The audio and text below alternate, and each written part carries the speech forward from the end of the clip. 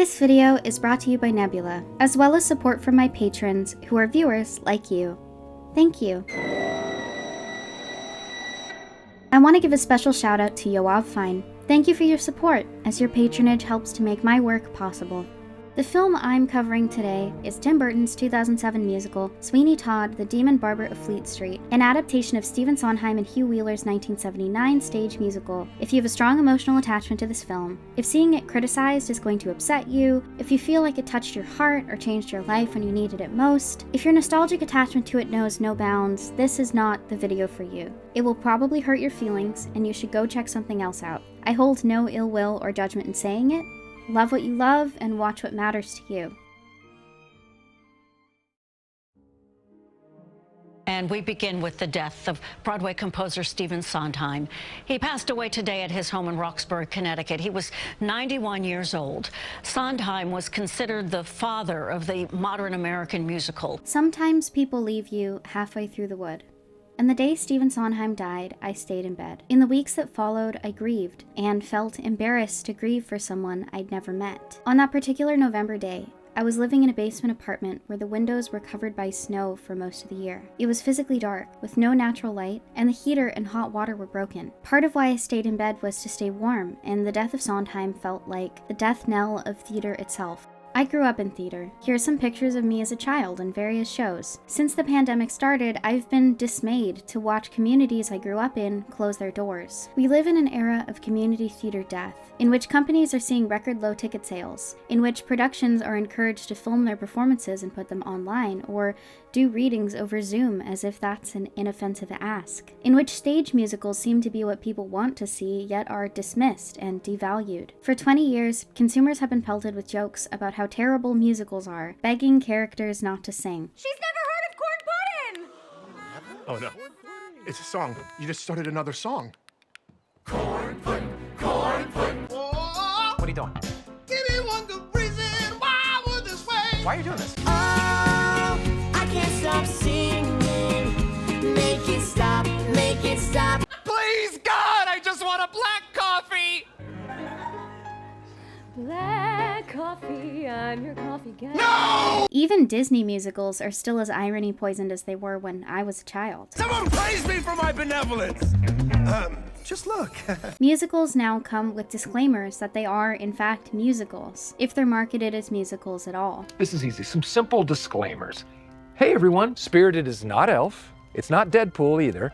It is a musical. Many recent film musicals were not marketed as such. Wonka, Mean Girls, The Color Purple, all advertised as thrilling new takes on well-known material, but what was the take, exactly? The ads didn't say. Teenagers and young adults in particular love musicals, perhaps because of and in spite of being raised in a world that hates them. Yet in most cases, young people can't afford to see professional productions and aren't interested in attending local and community theater. Movie musicals have both exacerbated and healed this problem for the past century. A good movie musical both encourages and discourages audiences from engaging with the source material. A bad movie musical tells us we should get out more, see more theater, or that maybe we're just not interested in musicals at all. And so, paradoxically, musicals are a cult niche genre while also being popular. In my free time, I volunteer at Twilight Theater Company in Portland, Oregon, which is doing Sweeney Todd this year, by the way, so come check us out. I do sound design and occasionally perform. I also studied musical theater in university. It was my minor, but more than that, it was who I hung out with and where I spent my weekends. The bunch of us even took a few trips to New York to attend shows on and off Broadway. George and I got to see Waitress. We even had a substantial conversation with guest star Al Roker at the stage door, who was interested in asking us how to get young people enamored with theater again. He told us he was encouraged to see young faces in crowds, but felt dismayed by how few he had seen during his run. We were also lucky enough to see the original Broadway cast of Hadestown, a show I have loved since it was an album by Anais Mitchell. Sitting in the dark at the Walter Kerr, hearing Reeve Carney's angelic tenor reach soaring heights, I had an epiphany of sorts. But the best musical theater achieves being so remarkable because of its immateriality. Although the show was performed every night, it would never be that show again.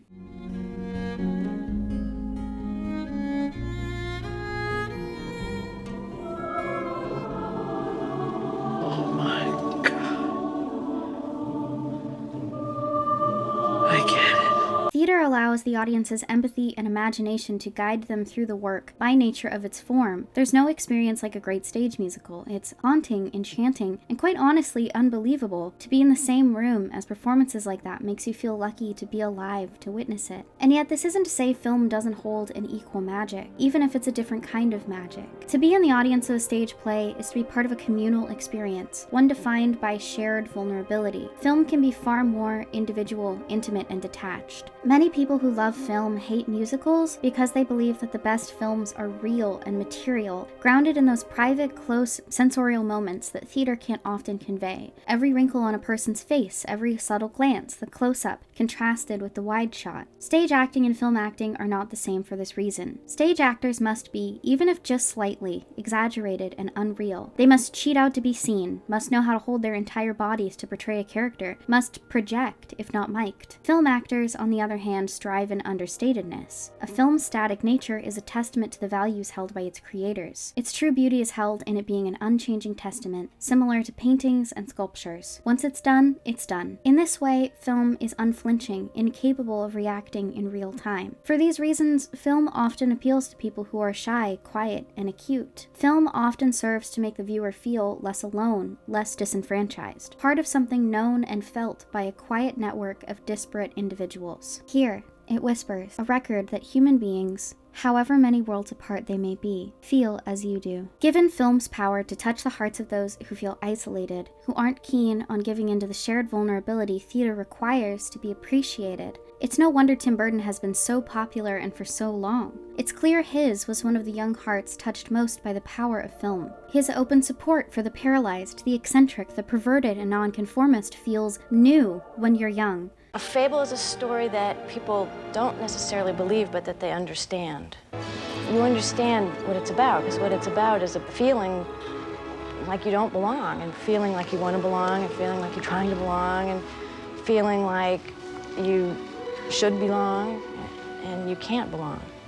I know that this idea that both film and theater can be equally good can repulse film and theater people alike. I'm okay with that. I'd love to bridge that gap for as many people as possible. There are many excellent video essays about movie musicals and their specific brand of adaptation sickness, some of which will be linked in the description. But one thing I haven't seen discussed very often is the role resentment has played in movie musical adaptations of the past 20 years or so. By resentment, I mean both the general cultural resentment toward musicals, which creatives must attempt to preempt and navigate, and the more specific resentment film and theater have for each other. I can dance how he dances too.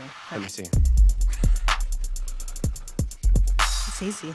I think great creatives develop alongside the wisdom and regrets that come with age. Their passion sharpens, their pen becomes more pointed. They refine, becoming more inclusive and get more specific. Best of all, they get weirder. But Tim Burton is a curious case. A man seemingly trapped in perpetual adolescence. A man who claims to be there for the misfits and deviants, but who refused to hire with diversity until he received enormous backlash for refusing to.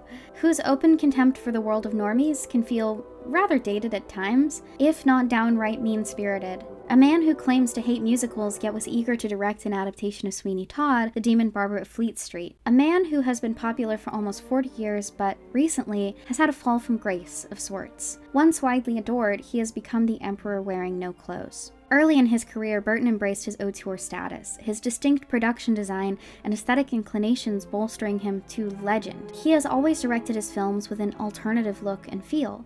It's as if his actors are paper dolls, beautiful and stiff, gliding through the scenery, guided by some external hand, seldom sharing intimacy, but always nice to look at. This contrasts with the world that they live in, which is anything but pretty. But the signs were always there that his run as a critically acclaimed director couldn't last forever. Now he's a shadow of his former self. His films seem repetitive, half-baked, and cliched. What once felt fresh is now overdone. More a parody of the Burton of old than anything else. The past decade has been tough for Burton, with more misses than hits and some of the biggest stinkers of his career.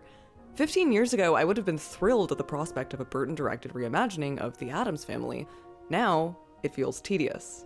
Sondheim to me is maybe the greatest songwriter of all time, at very least through the narrow lens of musical theater, but I'll say more broadly as well. I'm the last person who wants to do a cash grab Sondheim retrospective, which is why I put this video off for so long. But with the new Broadway revival of Sweeney Todd being a smash hit, maybe it's time. Maia at Broey Deschanel's brilliant essay, The Decline of Tim Burton, which you must go watch after this one, suggests that Sleepy Hollow was the turning point, and I don't necessarily disagree. But it's hard not to love most of what followed, like Big Fish and Corpse Bride, flawed as they may be. Alice in Wonderland seems to be where he lost most people. It's now one of the internet's most hated movies. As Burton's films got bigger and more expensive, the lo-fi appeal of his style became glossier, easier to manufacture on a grand scale.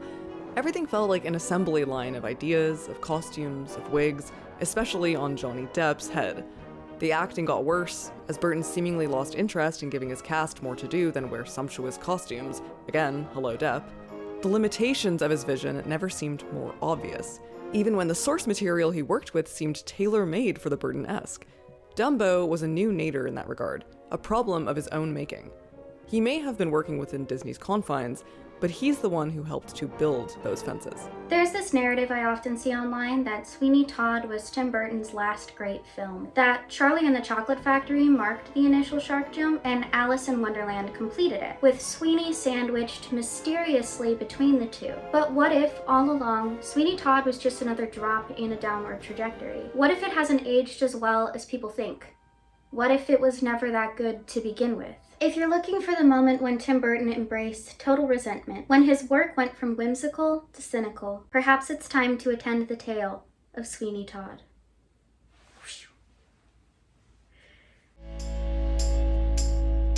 Oh, the razor blade, wish it would snap this rope. The world is in your hand, or it's at your throat. At times it's not that complicated.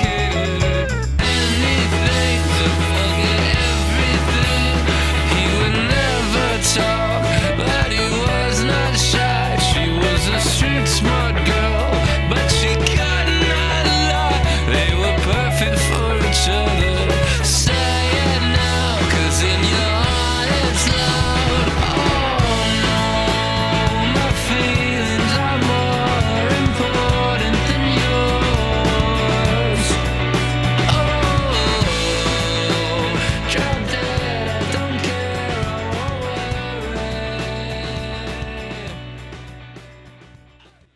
Sweeney Todd is fundamentally about powerful people who abuse their power. Maybe this core theme has resonated with me so much lately because I'm currently working on an investigative podcast about abuses of power. I am often recommended true crime podcasts and find myself disappointed by their callous tone. If you're anything like me, you're tired of podcasts like these, treating real people's trauma as entertainment and spectacle. I still want to believe that the public, given damning information in a cohesive fashion, can hold institutions to task. My name is Lola Sebastian, and this is Nevergreen, a podcast about my hometown, its muddy history, and the tangled roots of Evergreen Public Schools. Nevergreen is my Nebula original podcast where I investigate a series of sexual abuse scandals in the school district I grew up in, Evergreen Public Schools. Last month, we released our first episode, A Call to Action, Roll on Columbia. With Nevergreen, I wanted to approach this subject with as much caution and respect as possible. That's why I decided to make it a Nebula original. Nebula's mission is to be the best place for creators to make work that we can't make anywhere else. Through them, I have also been able to make Nevergreen something nuanced, raw, and complicated. They understood that I wasn't trying to make just another true crime podcast, but rather a piece of investigative citizen journalism. I was far from alone in being stunted. It was never just me who'd been harassed, assaulted, and traumatized. It was nearly all of my friends. Nebula has given me the resources and the courage to take Nevergreen off the page and make it something truly disquieting and, I hope, cathartic for survivors. With Nevergreen, I hope to provide a safe, ethical, and respectful environment in which people who wish to can share their stories and speak their truths. Nebula is owned by its creators, and has also recently given life to Identities, a new Nebula original sci-fi short created by none other than my pal, Jesse Earl, starring the likes of Maggie Mae Fish, the John Delancey, and Abigail Thorne. This is a story told deliberately through a queer lens, with a cast and crew that is majority women, genderqueer, and LGBTQ individuals. If you've recently enjoyed I Saw the TV Glow, Severance, Silo, or The People's Joker, Identities is right up your alley. Perfect. Stronger. Always on time. I don't often see glitches in my system. I built this world too well. So I take notice when they do happen. And I don't like glitches. And it's streaming exclusively on Nebula, the fastest growing independent video platform on the internet. We're the place that makes high quality indie art without the corruption associated with much of traditional media. We don't have ads, algorithms, or clickbait. Nebula is totally curated. Many of the creators that made this very video possible, like Lily Alexandre, Maggie Mae Fish, and Maia from Broey Deschanel, are on Nebula too, helping to make the platform just as thoughtful as it is creative. Maggie and Maia both have brilliant essays on Tim Burton that I've linked in the description. I hope you'll go watch them once you're done here. And maybe some of the other stuff I have linked down there as well. You can catch those, as well as Nevergreen and Identities, on Nebula. Give us a shot. Go to nebula.tv/LolaSebastian and use my code for 40% off a whole year. That's nebula.tv/LolaSebastian to get a year for just $30, $2.50 a month. It's a pretty sweet deal.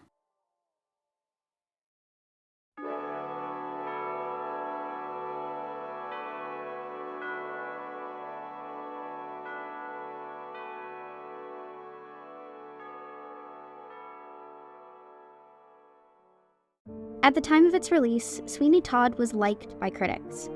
According to Wikipedia at least, it is now considered one of the 21st century's greatest movie musicals so far. Safe to say this video will be filled with hot takes. But it should be mentioned that although the film was liked in 2007 and continues to be generally liked, it was not unanimously acclaimed. Unfortunately, because we're in a digital dark age, many reviews of the film, positive and negative alike, have been lost to time. A flood of 404 page not founds, redirections to domain purchasing websites, and we're having trouble finding that site. But in those existing contemporaneous reviews, critics praised what makes every Sweeney Todd great. The story, the music, the score, the writing, the characters. In these respects, Burton's Sweeney Todd is a faithful adaptation, and you're probably like, what else is there to a movie? It's true that the orchestra is stunning, lush, full, undeniable, and if I were Stephen Sondheim, I would be beyond delighted that an adaptation of my musical could be so faithful and yet so filmic. But as a critic, I find Tim Burton's Sweeney Todd thematically lacking. In fact, I'd like to propose the idea that this film suffers from terminal adaptation sickness because the way it is cast, shot, edited, and stylized, however impactfully, is in direct opposition with the musical's themes. And when I say the musical, I don't just mean the stage musical. I mean the music that these characters are singing is in direct opposition to the way that this film looks. For the record, Sondheim really did like this adaptation, and for good reason. I must tread carefully here because Sondheim has earned a reputation as musical theater's god. Still you have to have something to believe in, something to appropriate, emulate, overrate, might as well be Steven. And this box contains my fingernail clippings. I'm thinking of sending them to the Smithsonian. Or to use his nickname, God. And one ought not cross God. He worked on Sweeney Todd alongside the filmmakers for years, and what works, works well. The production respected his wishes to a dot. So before you bite my head off for disagreeing with Sondheim, because what do I know, please know that I agree with almost all of what he said he liked. And the few things we disagree on, well, that's between me and God. We should also mention that terrible Sondheim adaptations exist, lest we forget the notorious film adaptation of A Little Night Music. A weekend in the country. My darling will simply say no. Oh. A weekend. How very amusing. A weekend. But also inept. A weekend, of course, for refusing. Au contraire, you must accept. Oh no. Pauline Kael put it best. This film has been shot and edited as though Harold Prince had never seen a movie. And Sondheim also hated some pretty beloved adaptations of his work, including 1961's West Side Story, which is really funny because in his posthumous tributes, it was like constantly clipped. Honestly, I should be thanking my lucky stars that a pretty good Sweeney exists at all. One day I'll stop seeking transcendence and settle for contentment, but today is not that day. I also think it's important to note, and this is true of everything Sondheim said about this movie and 2014's Into the Woods, that Sondheim was always going to be complimentary toward these films.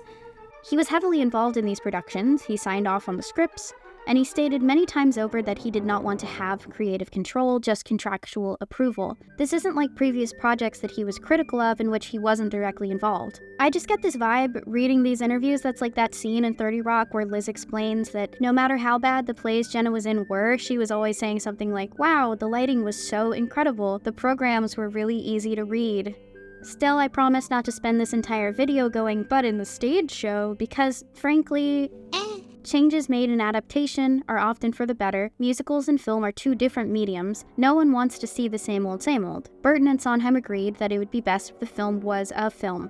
Not staging, not a pro shot, an honest-to-God adaptation. It is. Kudos. Being a lifelong film buff and hater of movie musicals, Sondheim was hesitant about giving the film rights to Sweeney Todd to anyone. I'm a big movie fan, and no musical of anything I've written has ever satisfied me. There were inventive exceptions, but usually I like the scores but not the movies. On stage, generally speaking, the story is stopped or held back by songs because that's the convention. Audiences enjoy the song and the singer, that's the point. Static action, if that's not an oxymoron, is accepted. It's what writer Bert Sheavelove used to call savoring the moment. That's a very tricky business on film. It's fine if the songs are presentational, as in a Fred Astaire and Ginger Rogers style movie where you can watch them for the fun of it, but not with storytelling songs. This is partially because he had always considered the musical his tribute to horror film. Sondheim loved giallo, slasher, melodrama, and pulp. With Sweeney Todd, that's the vibe he was attempting to achieve. I thought it would be nice to do, since primary purpose was to scare people. One of his biggest heroes was Bernard Herrmann, the iconic film composer you'll know from Psycho, Vertigo, Taxi Driver, and Citizen Kane, to list just a few. You've probably heard this.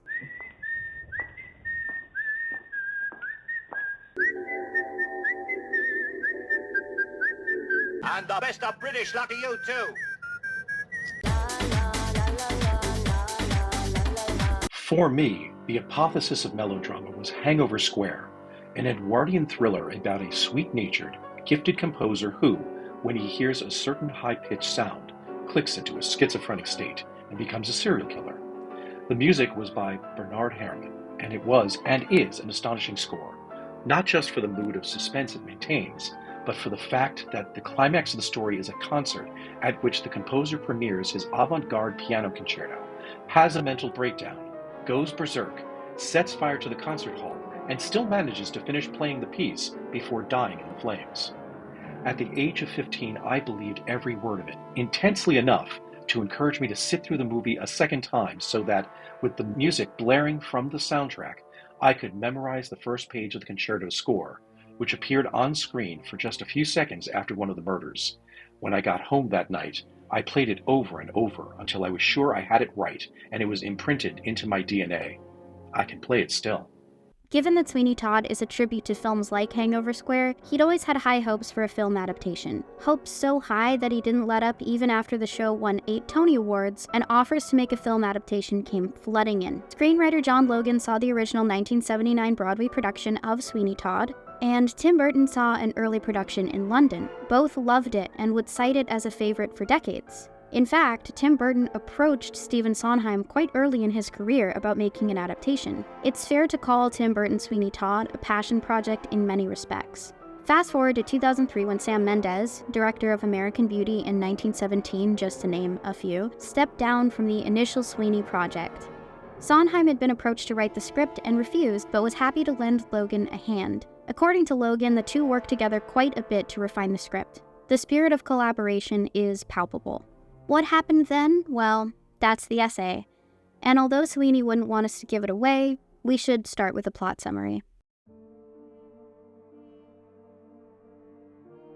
Many years ago, there was a barber, Benjamin Barker, and his wife, Lucy.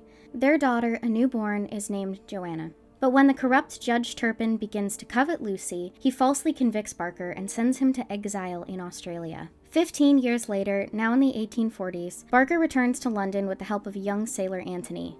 There he reunites with Mrs. Lovett, his former landlady, who owns a failing pie shop. She explains that once Barker was exiled, Turpin and his beadle raped and humiliated Lucy. She took her own life. Turpin is now in possession of Joanna, who has become his ward. Oh, by the way, beadle is an antiquated term for an officer in a courthouse or parish who deals with petty offenses that a judge doesn't need to be present for, so basically they're two corrupt civil servants, just explaining that here. Barker swears revenge, reuniting with his straight razors. He plots to murder the judge. Lovett appears to still have feelings for Barker and grants him room and board. In the upstairs room, she offers he can operate a barber shop. He takes the name Sweeney Todd, an alias intended to help him maintain anonymity.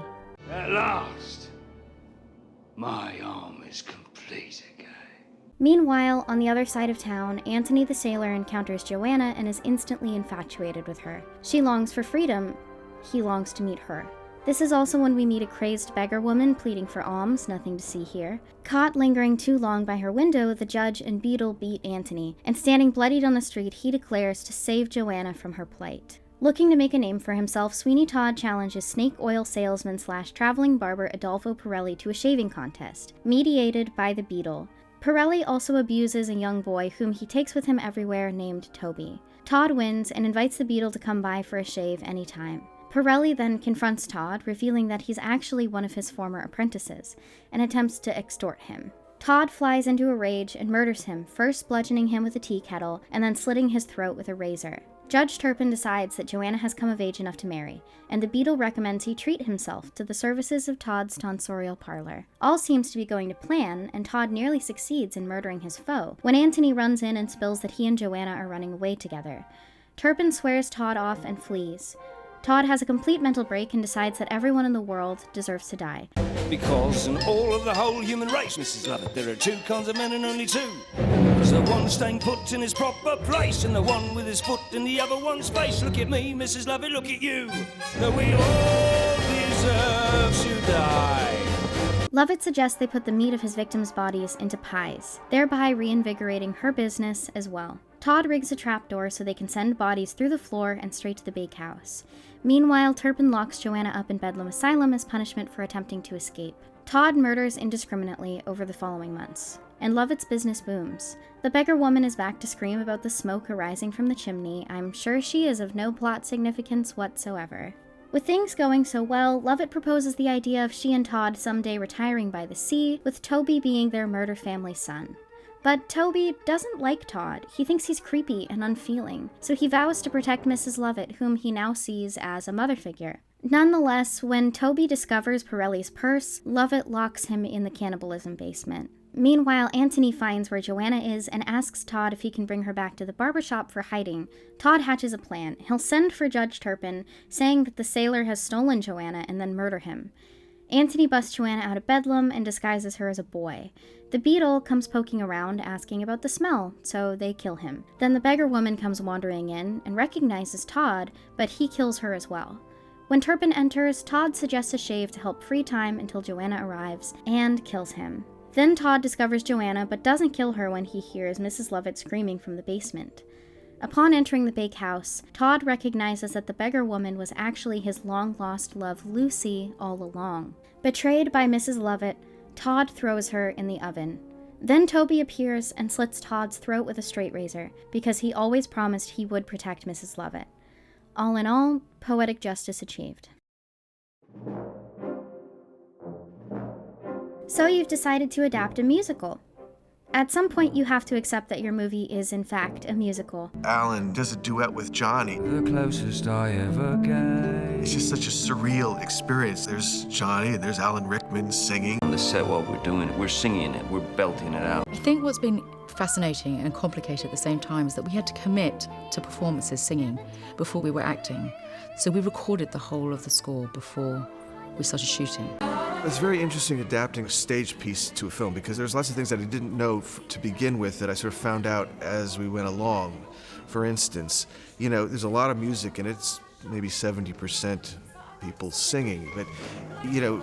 No, man, I don't know. What do you mean you didn't know that this musical would have so much music in it? That's what a musical is. It's what it's defined by. You saw one of Sweeney Todd's earliest runs, and I assume maybe a couple productions since? Musicals are written the way they are for reasons, especially Sondheim, a self-described pedant whose tenet above all was the phrase, God is in the details. Usually when people say every word this man wrote was intentional, I roll my eyes. But if that ever was true, it was true for Sondheim. If ever there was an example of God is in the details, it's the line that opens the show.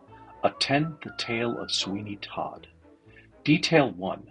The use of attend to mean listen to is just archaic enough to tell the audience that this will be a period piece. Detail 2.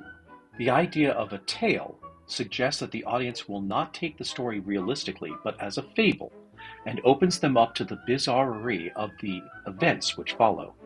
It also promises a story that will unfold like a folk ballad, foreshadowing the numerous choruses of the song that will pop up during the course of the evening. Detail 3.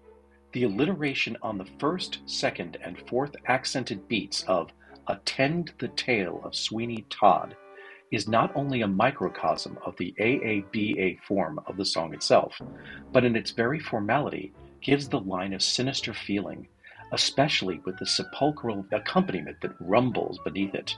It may seem subtleties that nobody gets, but it creates a mood. And I don't think anybody would argue that the opening moments of this play are very creepy indeed. Although all the songs in Sweeney Todd are thoughtful, they're not all hits. Many companies remove a few songs that are frankly extraneous within the context of certain productions. In some productions, parlor songs is a good time for your audience to take a breath and have a laugh, but it can also slow the show's pacing to a crawl. 'Tis a roll down, diddle down day. 'Tis a roll down, diddle down. The Joanna reprise, in which Judge Turpin gets off on whipping himself, is a great chance to highlight a legendary actor or a strong singer who would otherwise get only one big song. It was Sondheim's attempt at writing the first major musical number in a Broadway show that has an orgasm, but it's also exactly what I just described. Ladies and their sensitivities can seem redundant when paired with Kiss Me Part 2. Anthony, Todd, Todd, Anthony, marry Anthony Sunday. Removing all of these from the film was a smart idea, and in order to keep the pacing up, movie musicals have to abridge show tunes. I respect that. The other thing people tend to criticize about this movie is the singing. Contrary to popular belief, great singers are not required for a musical to be excellent. Not everyone is a triple threat. Heaven knows I can't dance to save my life. But often life-changing performances are the result of a decent singer who is a fantastic actor, who knows the song so well, who gives it their absolute best, who transports you elsewhere. Burton hired actors who could sing, not singers who could act, which is what Sondheim always wanted. Alan Rickman, for example, is a tank in this movie. His singing voice is charming, despite not being particularly strong. He clearly worked his ass off to get the music right. He doesn't take shortcuts, he doesn't change the melodies or rhythms to suit his voice or his ego, and he doesn't sing what's easier because he thinks no one will mind. Like most critics and fans of this film, I think Pretty Women is the best scene it has to offer. And Pretty Women is not an easy song to sing. You see, sir, a man infatuate with love, her ardent and eager slave. So fetch the pomade and pumice stone, and lend me a more seductive tone, a sprinkling perhaps of French cologne, but first, sir, I think a shave. Unfortunately, I don't think the film can decide if Turpin is a self-serving hedonist or a pious man trying to do the right thing, and therefore Rickman is underutilized. Like, they added this scene for the film? Oh, yeah. Such practices. The geishas of Japan, the concubines of Siam, the catamites of Greece, the harlots of India. I have them all here. Drawings of everything you've ever dreamed of doing with a woman. Would you like to see? But they also kept this line from the musical. There is indeed a higher power to warn me thus in time. Which, in the stage musical, is a callback to the self-flagellation scene, this one I talked about earlier. Oh, deliver me, release me, forgive me, restrain me, have heard me. So when Antony accidentally reveals his plan to rescue Joanna, Turpin takes it as a sign. He believes he's received divine approval to wed Joanna. There is indeed a higher power to warn me thus in time. So, like, which is it? Does he delight in his hedonism, his perversion, his corruption? Or does he struggle against his darker desires? Has he perhaps deluded himself into thinking he's saving this young girl from the horrors of the world? The kind of horrors that he used to commit when he was a young man? What's great about Alan is that he's able to be bad, but there's a kind of vulnerability about him as well.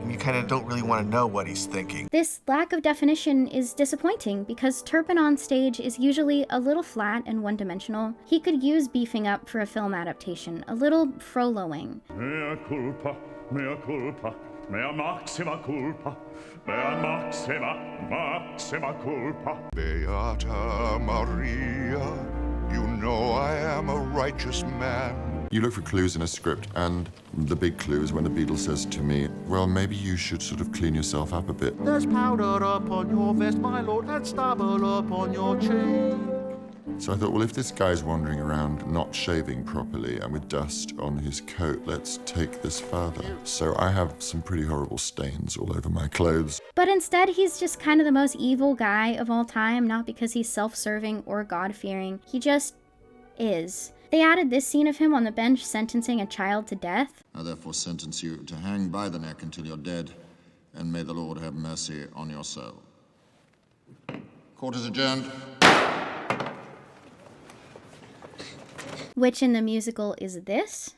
This is the 4th time, sir, that you have been brought before this bench.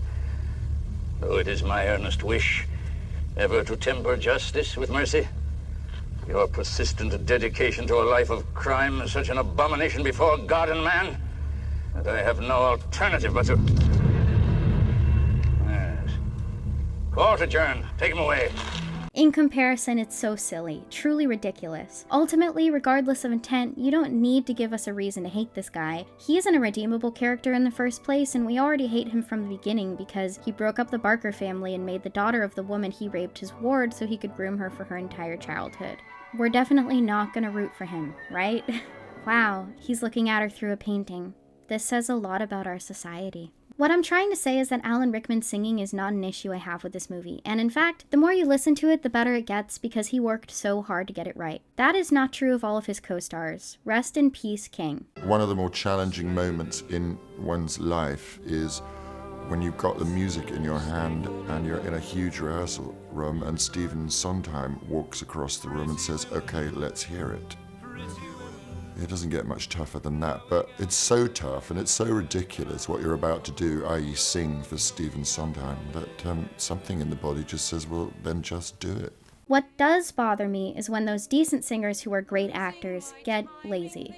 When they don't sing musical theater as written and for no good reason. Like, I don't care if you do something interesting with the music you're given because you've worked the song over so hard that you can bring something new out of it. As a teacher, Sondheim was always able to communicate his critiques without being a soulless authoritarian. He accepted his work being challenged and expanded upon for good reason. He appreciated thoughtful interpretation and reinterpretation. In the music, this is a place where the lyric and the music aren't as opposite as they might be because the important word is next, and yet the accented word is year. That's my fault, but you as a singer have to overcome that. What's next, okay? I love watching him work at workshops like this one because he respects actors as artists in their own right. He knows he's one piece of a larger puzzle, but he wants what he brings to the table to be understood. Of course. His pedagogy is giving the performer the upper hand. His critiques are finite and direct, but also said with a smile because he wants you to understand he's in conversation with you, not just dictating. A great example of a work of Sondheim's being altered by the performer to the benefit of the performance is Harolyn Blackwell's Greenfinch and Linnetbird, which changes the ending to give it a more triumphant tone, suiting the occasion at which it was performed rather than the story. Blackwell saw the song would be taken out of its original context and performed in concert, so she decided to change the ending to suit that. If I cannot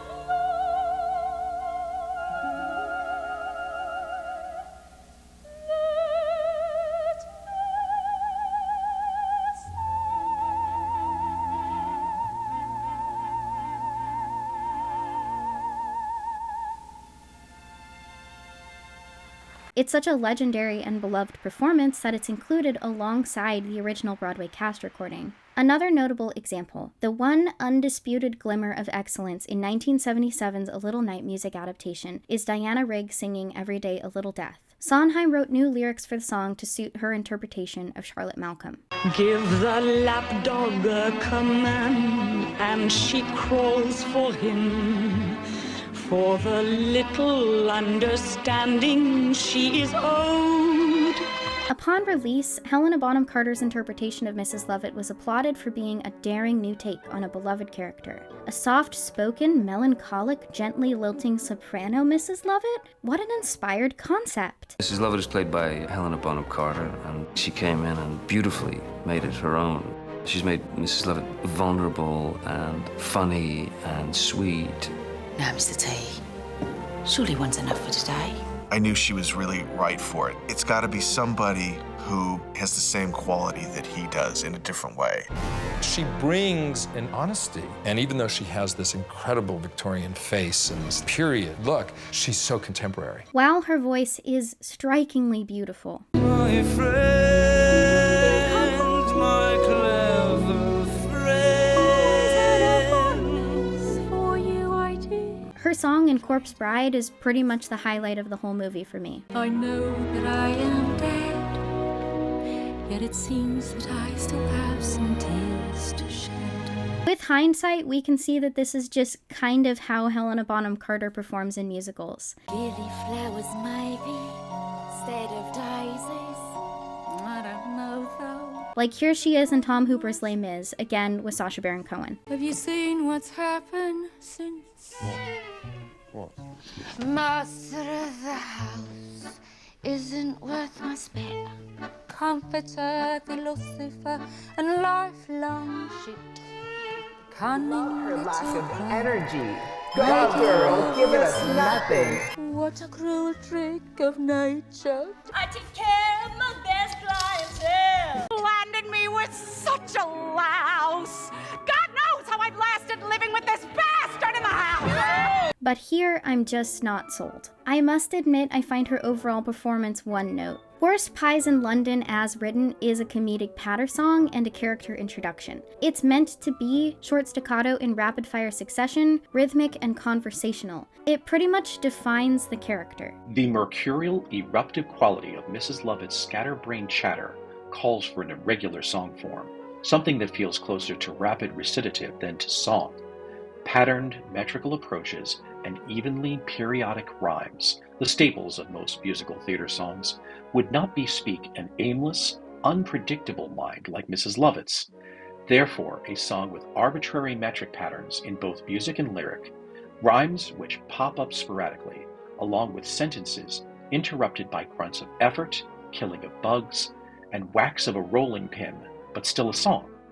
Not rhyming the last word leaves Mrs. Lovett the unfocused character she seems to be. A patter song also usually signifies that the character in question is our chatterbox comic relief. Not so here. So it's kind of incongruous, right? It's meant to be a chattery woman, a woman who's gabbling on, but at the same time a practical. I mean, the whole thing about Mrs. Lovett, I think, is that she's an immensely practical woman. She always thinks, that wouldn't it be a good idea to do this, and wouldn't it be a good idea? And that first number actually states that. It's got to grab the audience's attention, particularly since what they've just gone through is 5 to 10 minutes of very brooding and intense and atmospheric and creepy stuff, and I want the contrast to be sudden and sharp, just the way the contrast between the two characters is sudden and sharp. Todd, the brooding, totally self-involved, obsessive man, and Mrs. Lovett, the cheerful, totally amoral, practical, chatty lady. Like, you can't actually change the fact that this is supposed to be a fun, funny comic relief patter song just by performing it differently. Promotional material for the film pushed this idea that because Stephen Sondheim had final approval over the casting of Sweeney and Lovett, Helena Bonham Carter earned the role fair and square. Sondheim, he had casting approval over this part. It's easily the most complicated part in the musical. That's what I've been told independently by Sondheim. But apart from, I had to be righter than right, because I wouldn't want to, just for my sake, I didn't want to, feel that I got it just because I slept with him. So, but at the end of the day, Stephen Sondheim, he had final say, and I definitely didn't sleep with him, so. So I think that's not what he said.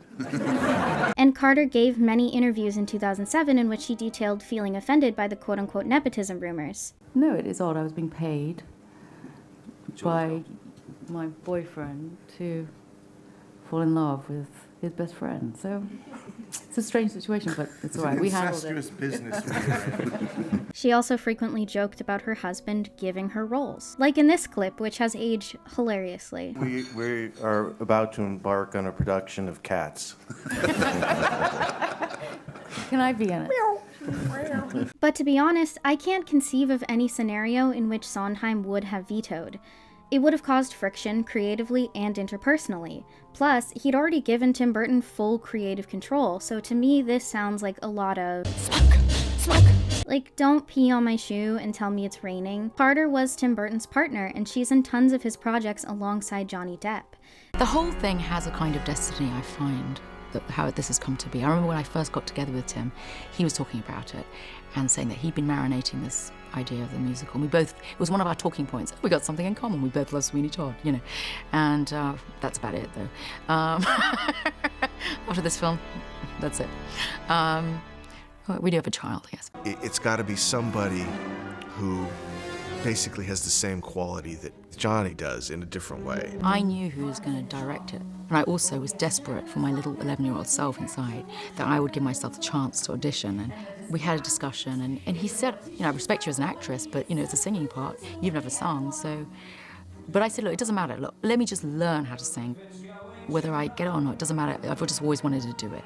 We had 3 months. I said, let's just try. And I really have worked my ass off. They were a dynamic trio, and apparently Carter and Sondheim often disagreed on how to interpret the character during production. I wanted her to be sexual and sensual and not older than Sweeney. I think Sondheim always saw her as older than him and a sort of maternal figure. I wanted her to have a side that was a bit of a slut, frankly. Whew.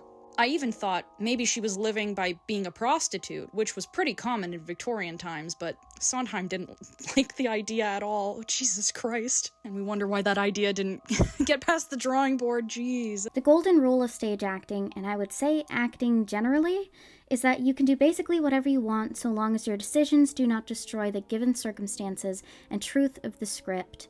You cannot alter the playwright's intent. Mrs. Lovett is a widow struggling to run a business in an era that doesn't value women as anything but wives and prostitutes. Mrs. Lovett being a prostitute, which, yes, historically was a very common profession for women of her stature, would negate the need for her to run a business making meat pies, making the play's central conflict far more tenuous, if not completely silly. To me, this is a clear sign of someone who has been given roles, been allowed to play them fully stylized, and has been rewarded for that stylization. That works in a lot of films, but it does not work in a theatrical piece that is so delicately crafted. And as for Lovett as a comedic figure, I know humor is subjective. This movie is going for the pitch black form, but it's weird to me because many of my favorite movies have very dark humor, like Harold and Maude, Sorry to Bother You, Trainspotting, Natural Born Killers, and American Psycho. There is a way to be dark and deadpan and super funny.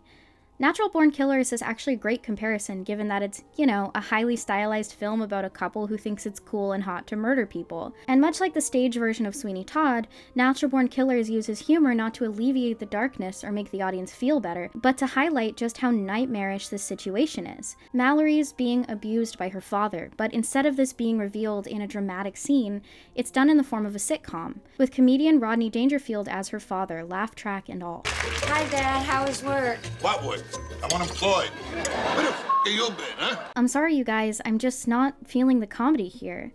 She's letting jokes that are in the script and songs drop like flies. It looks like it's molting and tastes like, well, pity. It looks like it's molting and tastes like, well, pity. It's like an hour and 56 minutes of Christmas tips. In his show-stopping solo Christmas tips, Mr. Lonson provided the night's only dramatic moment. That is, would this actor, so clearly out of breath by the first stanza, be able to finish the fast-paced song, or would he suffer cardiac arrest on stage? Huh? I'll show you breath control. Even harder than the worst ones in London. Only Lord and nothing more, is that just revolting? I open the door. Inside 5, 1, 2, 3. If you're going to learn to sing and you're going to do your first musical, It's really stupid to do Mrs. Lovett. Because I've been reared on it. It's like my milk, because I haven't sung before. I think it's quite normal. Ooh, Mr. Todd, I'm so happy. I could eat you up, I really could. You know what I'd like to do, Mr. Todd? By the sea is really tricky because there's no space to breathe at all. When we threw our gippers, I'll be there sleeping off your slippers by the sea with a fishy splash. Good. Okay, same place? It's very difficult to breathe here. I know. He hasn't left a lot of room. He hasn't left a lot of room for breath, has he? Sounded okay there. But in Carter's defense, Burton does not believe in rehearsing musical numbers and gave no choreography. He asked everyone to improvise their songs. Despite the complexity of the musical numbers and the lip-syncing involved, Burton chose not to rehearse his cast in advance of filming, preferring the spontaneity that comes with staging each sequence on the day of shooting.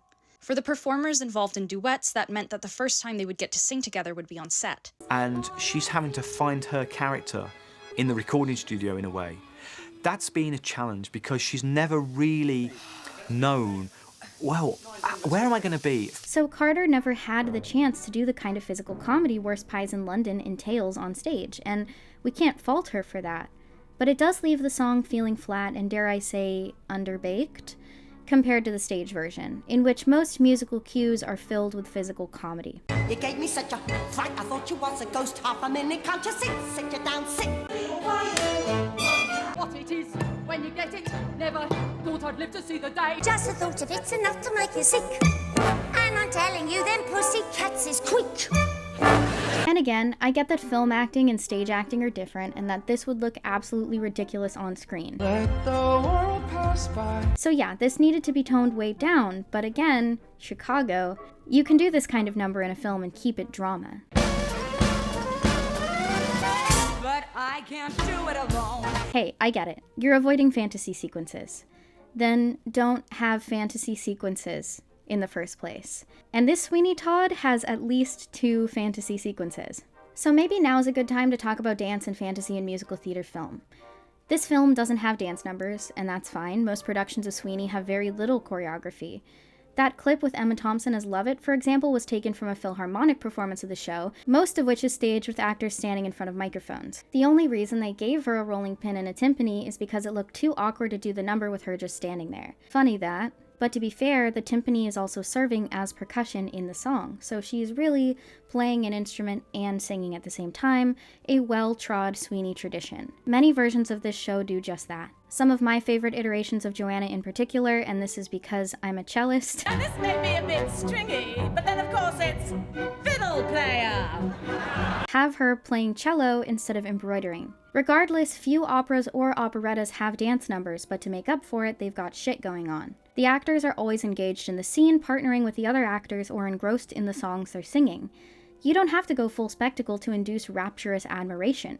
Just sell me on what you're trying to evoke. Not all critics agree with this idea that theme matters more than style, and that's probably the most valid criticism of this video essay that I'm going to receive. Paul Schrader would literally hate me, but what are you gonna do? Or, okay, let's use a Burtonian example. In early Burton films, the creativity is palpable. The fantasy sequences are, well, fantastical. I don't see anything of the sort in this film, even in the fantasy sequences, wherein Big Fish, the scenery is suspended in animation and everyone else but the 2 of them is but a tableau. First-time viewers of Epiphany seemingly always think Sweeney's just wandered out onto the street and is screaming at people.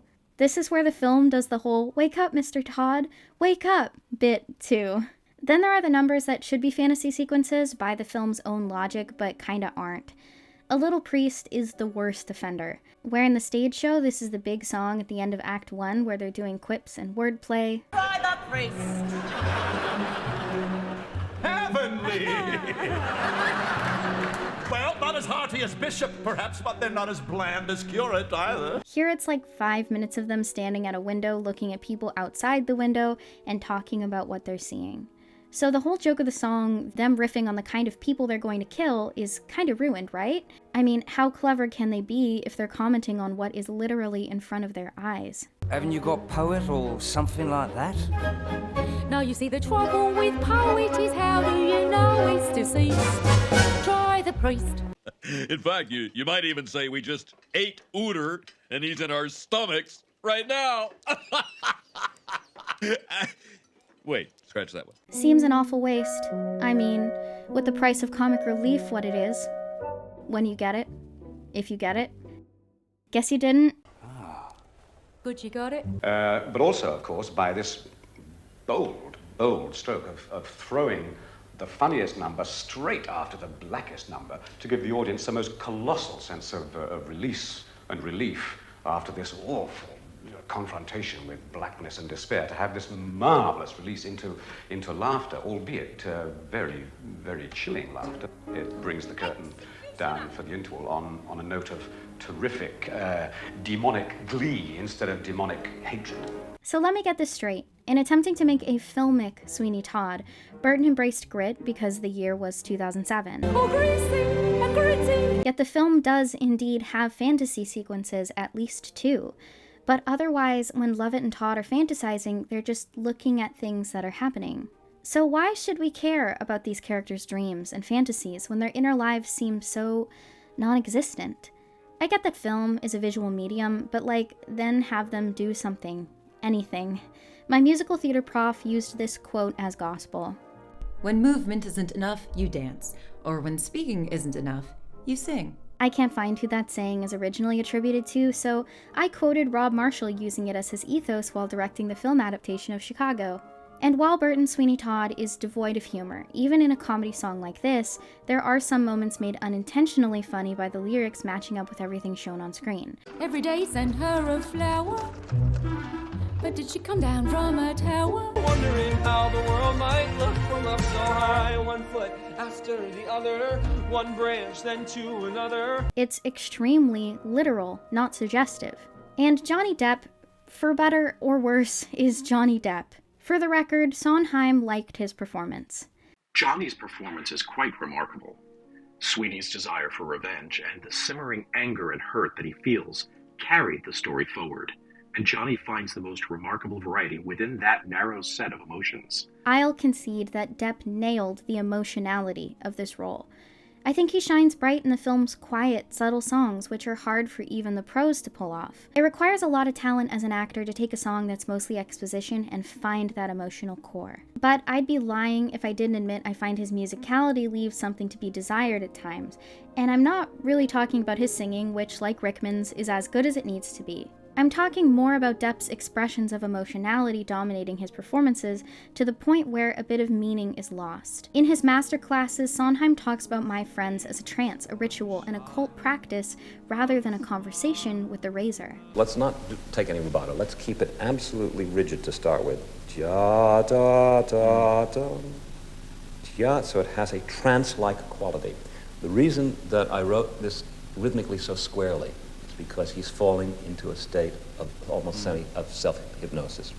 So it must have that feeling, as opposed to conversation. The songs we've been working on so far this afternoon are all about conversation. This is exactly the reverse. This is non-conversational. This is a ritual.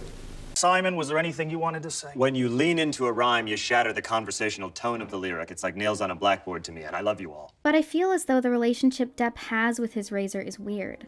Actually, he's often double-wielding? No, actually, he's just kind of looking at himself in the razor throughout the entire film. Allow me to correct myself. Sorry, guys. Sometimes he also looks into shattered mirrors, which is so deep. Wow. Why didn't I think of that? Anyways, I appreciate that Depp found a lot in these lyrics, but I wish his performances engaged more with the way the music is composed. There is a sort of seduction in My Friends. So the horny direction isn't wrong. I want you to choke me out at night. I want you to choke me. It seems like a private moment. But I agree with Sondheim that horny should be a layer to the esotericism, not the other way around. The razor is the projected object through which Todd finds himself capable of expressing desire. It's kind of like, and I'm sorry to make this comparison, the relationship people have with their Hitachi magic wand. They're less attached to the wand as an object and more to what it provides. It's a craftsman's attachment to his tools, a musician's attachment to his instrument, both of which would have been better metaphors for me to start with, but it's too late now. Functionally, My Friends is Sweeney's I Want song, but without its ritual hypnotic quality, it sounds like Lovett and Sweeney both just need to get laid. That is a very simple conflict resolution. They have each other. They can't "I want the same thing."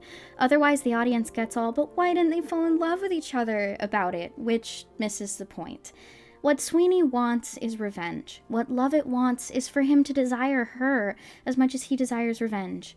She wants him to turn to her with this sort of hypnotic intimacy he reserves for his dreaming. Put another way, when I was taking a poetics class, this one gal kept arguing that Emily Dickinson's "My Life Had Stood a Loaded Gun" was a poem in which Emily Dickinson is talking to and about a literal gun.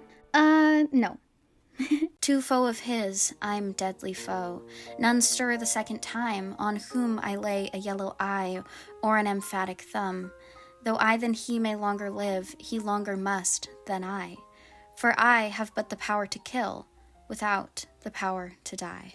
You have no power to change anything because you have no imagination. This film has Burton's usual sterility. It's a very safe level of implied sexuality, which I think is part of why young people feel safe engaging with Tim Burton's works. They're dark and violent, but chaste and contained. They're very Victorian. But while this might not be the wrong direction for Sweeney Todd per se, I think it's a weird direction worth remarking upon. As Mrs. Lovett might say, that's all well and good, but what are we going to do about Burton Sweeney Todd's pacing problem?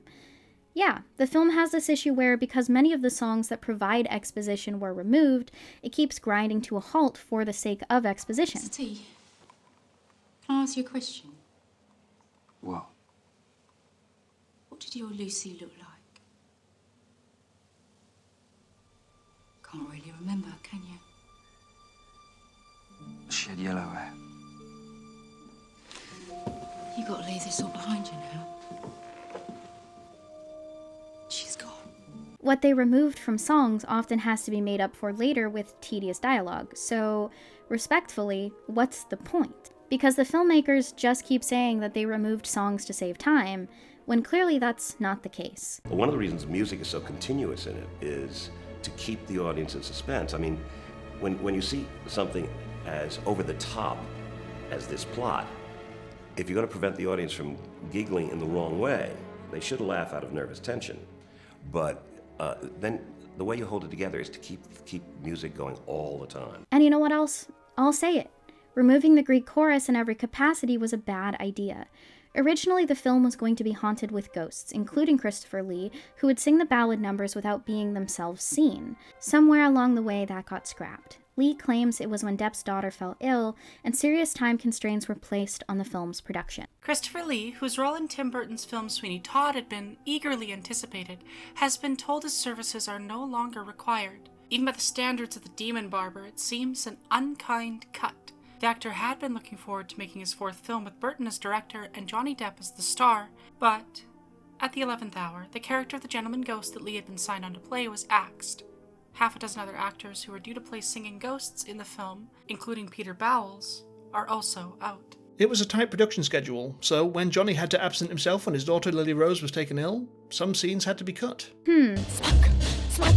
If the ghosts were to be heard and not seen, couldn't you put them in the recording booth on their own time? I make music and podcasts, alright? You can't fool me. The reorchestrated soundtrack was finished by this point. You can tell because it's in the film. This seems to me like it was solely a creative decision made by Burton and Co. in order to give the film an air of legitimacy, because film has a general dislike of narrators, especially in the form of Greek chorus. To be fair, this isn't earned hatred, because narrators often just say what should be shown, which is the point of a film. If you want to see a really bad example of this, go watch the movie Wimbledon from 2004 with Kirsten Dunst. 1 point at a time, Peter. 1 point at a time. It's just another point. It's just another point. Like hell it is. You could be the champion of Wimbledon, which means you wouldn't have to take the pro job for starters. You could buy a new place, redecorate. Lizzie could help with that. Although God knows what taste she has. Oh, shut up, you silly ponce. But it's not like it ever stopped Burton before. Actually, he seems to have narrators and talking heads in most of his films. But Willy Wonka got something even better. A family. They say when you meet the love of your life, time stops. Before he came down here, it never snowed. And afterwards, it did. But this is Sweeney Todd, the demon barber of Fleet Street, a serious horror film that is grotesque and adult in a world that doesn't like musicals. The tone they were aiming for was fable, not fairy tale. No one wants to have a Rent type situation where everyone's standing in a line singing to the audience. We tried to avoid that kind of a lot of dialogue and then people bursting into song, and so to sort of deal with that, you know, we cut out a lot of choruses, we cut out a lot of secondary people singing things and let, you know, the main characters sort of project their feelings through the music. But why, pray tell, are we playing the instrumentals to these songs instead? Like, okay, if you're going to open and end the film by playing the ballads over the credits, just have people sing them. What could be the harm? Everyone likes Christopher Lee. Everyone wanted to hear it. There's a hole in the world like a great black pit, and it's filled with people who are filled with shit, and the vermin of the world inhabit it. You don't have to show the people singing if it destroys the immersion you're going for, but why hire and then fire Christopher Lee, a guy everyone likes? Now instead of a rousing musical number that sounds like this and gets the audience pumped for what they're about to see,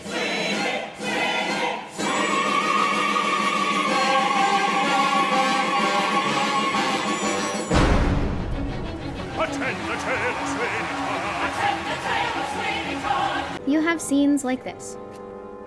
Is everything all right, Mr. Todd? I beg your indulgence, Anthony. My mind is far from easy.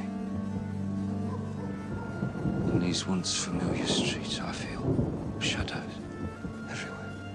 Shadows? Ghosts. Okay, no buns. That's hip. And instead of this finale, City on fire, rats in the grass and the lunatics yelling in the streets. It's the end of the world, yes, city on fire. we have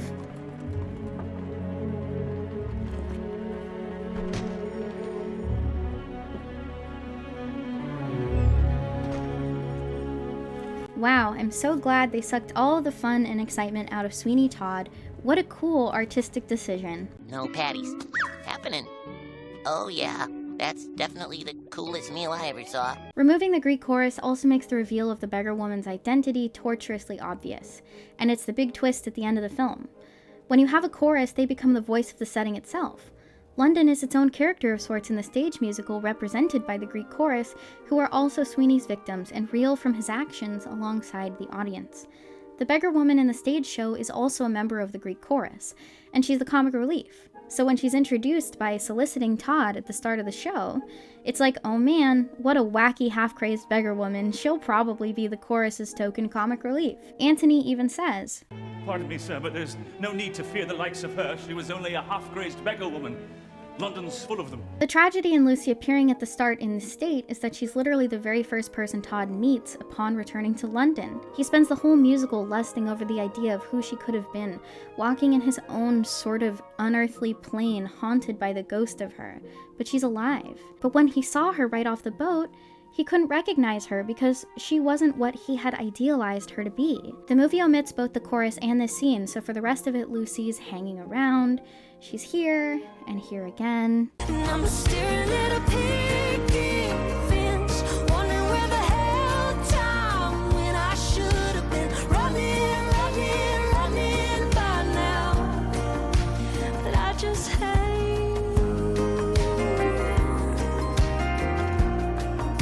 So the audience is like, who's this random woman who won't leave these people alone? Is London that small? Really? One of Europe's foremost major metropolitan areas? You get so used to seeing her that the only conclusion to draw is that she's the character that's missing, the one everyone's singing about and talking about all the time. Anyways, I get it, dude. You don't want to be Moulin Rouge or Chicago because those are normie movies about love and freedom and beauty and truth that win Oscars. But I don't think the complaints anyone had about those films were in the short sections in which people sing to the camera about what they're going through. In fact, I think those are the parts of the movie people like. Yeah, wouldn't it be terrible if you were, checks notes, iconic? Yeah, man, it would be so sad if your audience felt something. Chew salads. And I'll admit, I like when a film has an epilogue, a little denouement as a treat, a little cheat-day-nouement, if you will. The epilogue in the musical is excellent, too. It serves as a haunting reminder to the audience that this guy had innocent victims. We tend to gloss over that those people did nothing to deserve dying gruesome and agonizing deaths. Sweeney waits in the parlor, hall, Sweeney leans on the office wall. No one can help, nothing can hide you. Isn't that Sweeney there beside you? No one can help the world go away. Sweeney, Sweeney, you're yesterday. It's Sweeney, there he is, it's Sweeney, Sweeney, Sweeney, Sweeney, Sweeney.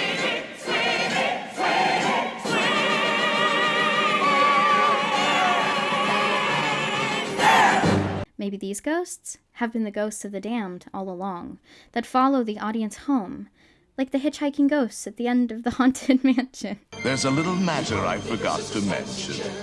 Beware of hitchhiking ghosts. The original Broadway production actually ends with Love and Todd meeting eyes one last time before he slams the stage door in her face.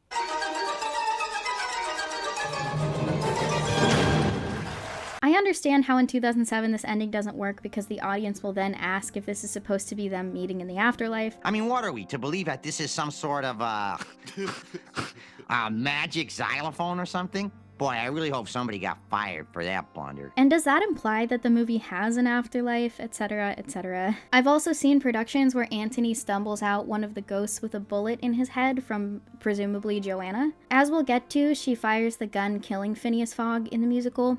Maybe today it would be passable. There is a similar scene in Iron Claw where Carrie Von Erich meets up again with his brothers, who died before him. Regardless, Burton's film ends with Toby slitting Todd's neck while he's cradling Lucy on the floor, and they're both bleeding out together, and it's like, oh, okay, that's it? I mean, sure. I bet it's revolutionary if you've never seen a horror movie to see a character cleansed in blood. He's kind of cleansed at the end. When you're 11, you probably haven't seen Carrie and Chainsaw Massacre. But if you're making a horror movie, why not make Toby your final girl and let him have a triumphant exit? Oh no, there he is on the street with the knife. The cycle continues. Or does it? Unfortunately, Toby just kind of kicks around until the end of the film, a total second thought. He's in By the Sea, pushing the Hannibal-style murder family agenda. By the end of the film, he's basically been this. Danny, do you have something else to do? So we have no reason to be happy for him killing Todd other than a sense of poetic justice. Which is a shame, because as critic Anthony Lane concurs in his original review for The New Yorker, Edward Sanders gives one of the film's best performances. The best reason to see Sweeney Todd is Toby, played by Edward Sanders, a boy from the workhouse who helps, in all innocence, to dish out the pies. Some of the gravest performances this year have come from children. Shaylon O'Keefe as John Cusack's daughter in Grace is Gone, and Dylan Fraser as Daniel Day-Lewis's son in There Will Be Blood. And Sanders, like them, has the extraordinary gift of appearing to age in sorrow as in knowledge with the unfolding of the film. By the end, he has become a man. The last man standing, indeed, baptized in blood. Is that enough to redeem the tale from excess? It's a good question. You know what this ending reminds me of? Passion. To the uninitiated, Passion is probably Sondheim's most controversial work. It's an ultra-dark story that will put you in a sadness coma for at least a week. The best comparison I have is 1981's Possession. It's Possession the musical. This is not love, just a need for possession. Call it what you will, this is not love, this is the reverse. Like a curse, something out of control. I've begun to fear for my soul. You have to buy into the fact that it's mostly people screaming and crying for an hour before the big reveals. You have to vibe with the pain. This isn't a problem for me. I like people screaming and crying, and I can vibe with pain, but I understand why this is a problem for most people. Audiences responded to Passion with vitriolic outcry, and in particular really hated the character of Fosca, who is flower, which offers nectar at the top, delicious nectar at the top, and bitter poison underneath. The butterfly that stays too long and drinks too deep is doomed to die. hard to love. That's her literal characterization. You're supposed to start off hating her, but eventually fall in love with her just like the protagonist, Giorgio. Fosca's got a vaguely defined terminal illness, you know, the death cough, that may or may not be her just letting herself die. I wouldn't go so far as to say the audience is expected to believe that love can cure her. It's really more of a dead dove do not eat scenario, because passion subverts the romance genre by hitting all of its beats. But yeah, Fosca is frail and decrepit and vague. She becomes obsessed with the main character and controls his life from her deathbed, destroying his relationship with his girlfriend in the process. But when he eventually returns her affections, she's frightened because she thought her crush was destined to be unrequited. Nonetheless, they spend one passionate night together, and then she, I kid you not, dies from the impact of the sex. No, I don't know what I expected. If David Cronenberg ever had it in his heart to adapt a musical, I would really desperately hope it would be this one. Passion ends with the main character sitting alone in hospital, recovering from a nervous breakdown, reading a letter Fosca wrote before dying about how she finally felt she had a reason to live, too late. It's a musical that even Sondheim diehards find challenging. In one infamous performance, an attendee started yelling, "Die, Fosca, die!" And that's what the ending of Tim Burton's Sweeney Todd reminds me of. Giorgio sitting alone at the end of Passion, completely destroyed. And whatever you think of Passion, masterpiece, disaster, disasterpiece, it's not Sweeney Todd. The difference between Sweeney and Giorgio is that Giorgio is coerced repeatedly throughout the play by powers beyond his control, valued for his goodness, which by the end is stripped from him. He starts the play honored for having saved a life, and he ends it attempting to cope with having taken one. Sweeney Todd was adapted from a Penny Dreadful and an urban legend. This is the same kind of story as Dr. Jekyll and Mr. Hyde or Spring-Heeled Jack. Some melodrama is inherent in any Jack the Ripper tale. Sondheim and Wheeler did a great job of tempering what could easily slip into ridiculousness by grounding the story in an emotional truthfulness that is astounding, especially when compared to the Dr. Jekyll and Mr. Hyde musical. Look at this, another murder, just like that other murder. That poor old General Glossip dead. Last week that bishop copped it, that bloke that done in popped it, that fella must be off his head. Or when you consider that Tim Burton... That's two in the last 4 days. This killer has fancy ways. To kill outside St. Paul's requires a lot of balls. He hates the upper class. He must be on his ass. Or when you consider that Tim Burton, for some reason, seems to believe that Sweeney Todd was a real person beyond just an urban legend, in a conspiracy theorist kind of way. Even on the DVD's special features, they bring in all these experts who are like, Sweeney Todd never existed. He's a morality tale, showing you this unedited. From my own research, I really do believe Sweeney Todd was a fictional character. I do not see a basis in fact. You're not quite sure if it's real or not, and which I think added to the allure of it. Is it true? Is it not true? Partially based in truth, conflicting stories.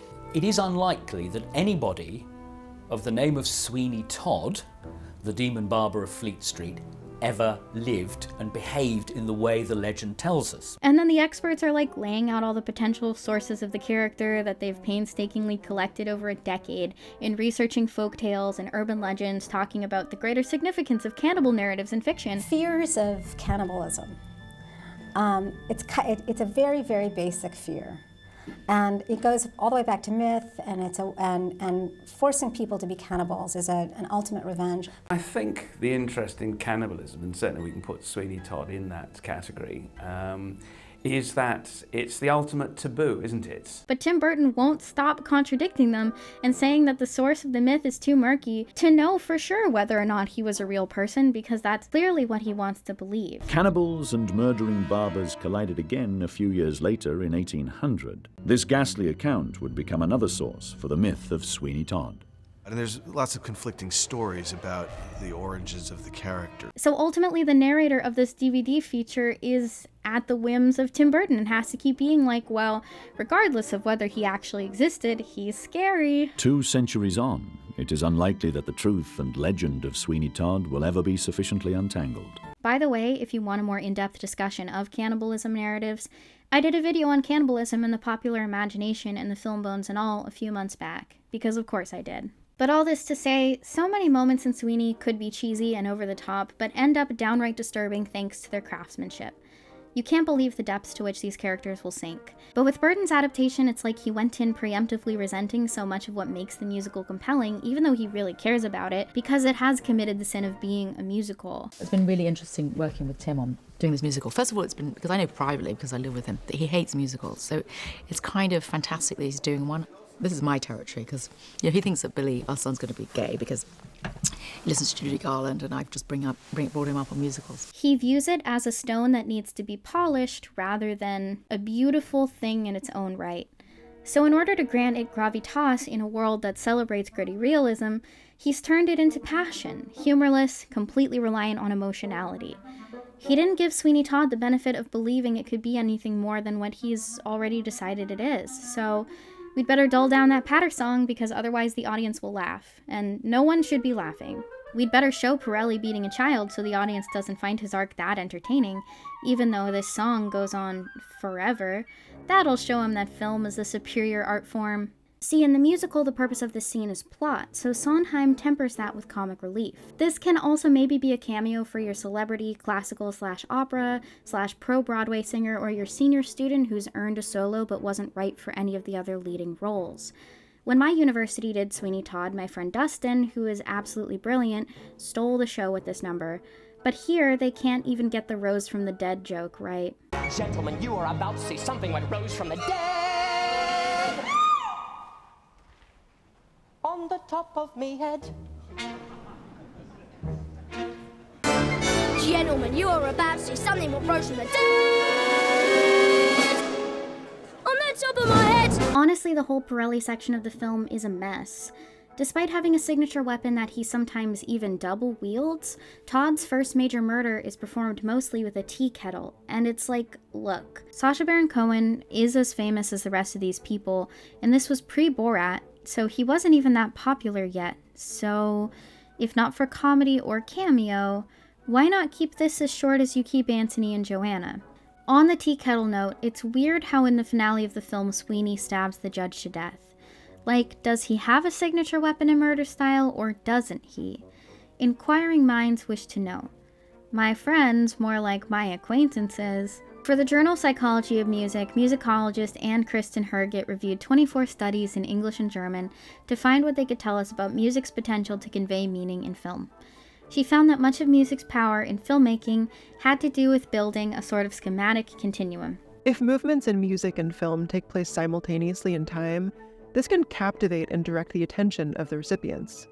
If music and film use the same gestures, for example, arches or bursts based on musical parameters such as pitch, loudness, or timbre, the reference is partially referential and builds the iconic center of the continuum. So basically, if you want to create a strong reaction in the minds of audiences, it's important to pay attention to the way your filmmaking aligns with music. I find it interesting when exactly Tim Burton decides to play along with these rules. Because Burton's aesthetic inclinations are the film's top priority, there's also a huge issue in depicting musical dynamics. I mean dynamics here as in the musical theory term. How loud the song is and what feeling it carries.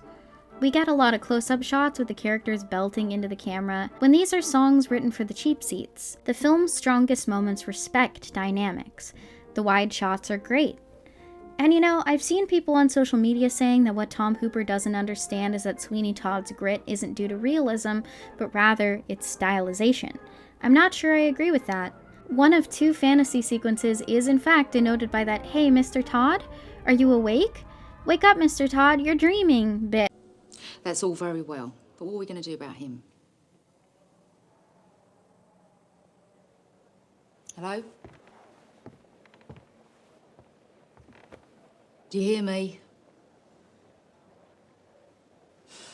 Come on. And the other fantasy sequence is By the Sea. 3 whole minutes of slow zooms in which the lyrics of the song are not even being heard, much less represented in any form. We shouldn't try it though till it's legal for two. But a seaside wedding could be devised, me rumble bedding legitimised. This is a traditional church wedding. Do you hear the song she's singing, like at all? I feel like I'm going crazy. We shouldn't try it though till it's legal for two. But a seaside wedding could be devised, me rumble bedding legitimised. And whose fantasy is this? Why is it in Lovett's dream state that Todd is like this? Are we supposed to be laughing at her for caring about him? Wouldn't it be funnier if she idealized Sweeney Todd to be, you know, emotionally available? You could do a whole montage of him in real life being like a complete jerk in contrast to her fantasies in which he cares about her, you know, if you wanted to hold the hand of the audience so bad. I can't believe I'm suggesting that this film should have more montage, the thing films are perhaps defined by. And I'm not even nitpicking, because if I was, I would point out that the film is employing like Edwardian Americana Charles Dana Gibson type imagery in a film set in the Victorian era. This sequence is like that viral image of the Disney princesses that gets worse the longer you look at it. On that note, I'm not sure how many people are bothered by the fact that so many of the sets in this movie are CGI, but it does annoy me. I think that although this is a pretty good CGI set, it's still stiff and ugly compared to the traditional sets like the Pie Shop. While Burton is renowned for creating amazing fantasy worlds by traditional filmmaking techniques, namely building sets on sound stages and studio backlots rather than using CGI, he had initially planned to shoot Sweeney Todd in the matter of Sin City, using minimal sets and props and filming his actors against green screens, with everything else computer-generated in post-production. Business never better, using only pussycats and toast. Now one pussy's good for maybe 6 or 7 at the most. Although Burton has claimed that the green screens in film were used to cut costs, producer Richard Zanuck has argued that this is a myth. Zanuck says the cost difference between building sets and using the green screen method was minimal. We realized that for substantially the same as doing it digitally, we could, if we did it intelligently with set extensions and a little green screen, build sets. And Tim certainly felt much more comfortable, and so did the actors. There's nothing worse, or so I've heard, than spending months and months in front of a green screen, fighting imaginary beasts. In Burton's films, the sign is often the signifier. The curtains are blue. And while that can lead to a heightened sense of emotionality for some people, and that's totally valid, I find his decreasing use of figurative symbolic filmmaking a little depressing. To build on the metaphor of Tim Burton's characters as paper dolls, you can't make them kiss without pulling them into the third dimension, making their beauty functionally invisible. You flip the paper over to find nothing on the other side. What I'm trying to say is that Burton characters are often doomed to a sort of stillness that rejects intimacy. Stillness can be a powerful choice in a world of manic overacting and frantic editing. But the flip side is that any ugliness or heightened feeling or vulnerability can break the Burtonic illusion, that of the stiff, reserved character's beauty being corrupted by the ugliness of the world. They're beautiful, the world's hideous. Sure, Tim Burton's thing is collecting anemic people, but it gets to the point where you have to wonder how much effort he puts into chemistry reads or screen tests or the human words that come out of actors' mouths. It seems like he just asks, who looks like the cartoon in my head, and goes from there. When I see Edward, it's just, there he is, and it's a very simple graphic image, and yet when I look at him, I get very mixed feelings and very mixed emotions. You know, he's got something inside, but it's at odds with the way he looks. It's a weird thing to say, but I can see Sweeney Todd and Mrs. Lovett being in a wax museum. I can see them at the London Dungeon as an exhibit. It was important just visually that they looked right for each other, that sort of perverted alliance. There's a sort of decayed, pale look to them. You know, and like I said, I remember thumbing through that sketchbook and seeing like a sketch of Sweeney Todd, and it, you know, it just, and then of course it was just for me, it was just completely you. I knew she was really right for it. It was funny because I did a drawing a long time ago, and I mean all my drawings look the same, but I looked back at it later and I realized it was Johnny and it was her. There was a certain thing about it that just kind of shocked me into thinking, wow, it is them. And so got them together and looked at them together, and they just had that quality of a weird couple. In a great Burton film, his aesthetic inclinations are played to his thematic advantage. Edward Scissorhands is so phenomenal in part because it's about someone who physically cannot touch. Someone so new that the sharp edges aren't yet gone.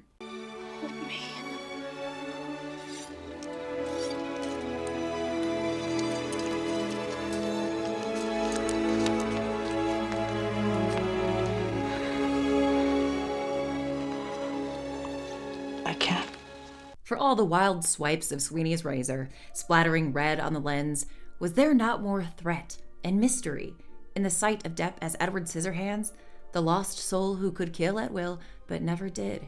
And you know what? As a certified corpse bride apologist, I love the chaste relationship Emily and Victor have. Because for however special their relationship may be, Victor wasn't made for Emily, he was made for Victoria. Emily was made for another world entirely, whether that's some sort of etheric plane or simply the future. But with Sweeney and Lovett, I find it hard to believe two 40-somethings who get a kick out of cannibalism would remain socially distant. Which brings me to the way Mrs. Lovett is framed in this movie. They're trying to play Lovett as if her attraction to Sweeney is her big secret. But that doesn't make any sense. If anything, he's taken advantage of her obvious attraction to get free room and board, and body disposal. No, Lovett's real secret is that she's in love with him, emotionally. She is, dare I say, a yandere. but specifically the kind in messed up dating simulators who, in a last-ditch effort to prove themselves to the players, will kill everyone else. This is how the best Lovitts pull off By the Sea, the song in which Lovitt becomes fully multifaceted, opportunistic and manipulative, as well as sensitive and romantic at heart. But you know, introducing that kind of intimacy would disrupt Burton's aesthetic, so in By the Sea, we have a long and painful wedding peck.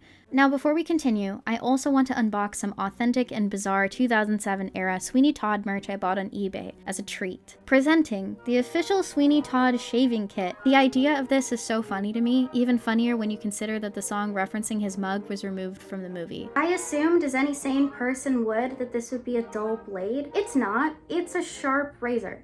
You can cut things with it. I use it now as a box cutter. They were selling actual razors as merch in good conscience. This is definitely a relic of an era in which we weren't as afraid of being murdered by guys emulating movie characters. So wild. But it's a Tim Burton movie, so the costumes are great. Everyone looks great. The women sure are pretty women, and I'm pretty sure that's supposed to be the main takeaway.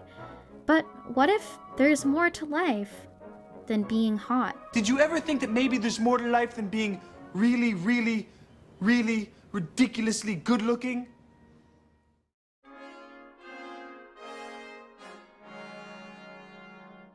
The music of Sweeney Todd was all I could think about during my trip to Ireland earlier this year. I took 4 crammed flights home over 24 hours thanks to a slew of delays and cancellations. After waiting for 2 hours on the tarmac while the crew located an oxygen tank and filled out paperwork, I was rebooked to London's Heathrow and given a meal voucher for £10, which, in today's London, is pennies. At Heathrow, I was harassed by TSA agents who referred to me just as girl for not smiling. They proceeded to hold me in security, go through my bags, and drug test my prescription nasal spray for half an hour, which yes, I had put in the correct little baggie. Entering the main hub of commerce, walking past luxury stores, I found myself unable to find anywhere that would accept my meal voucher. I was priced out, shaking from hunger next to a literal Hermes. Then, during my quest for food, I got lost, had to go through security all over again, and was held again. Eventually, I just stood in the terminal by the train, starving, looking at a hologram repeating itself, and thinking about Sweeney Todd.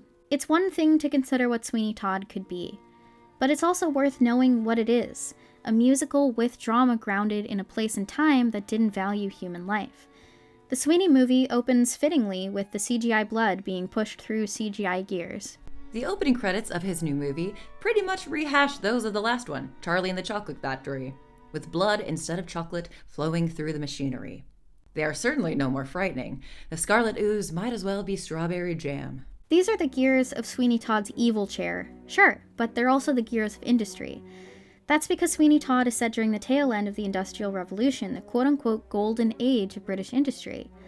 This is no accident and is indeed thematic. Otherwise, they wouldn't reiterate throughout the musical that the time and place was London during the Industrial Revolution. London, London, London, London. London, London, London, London, London, London.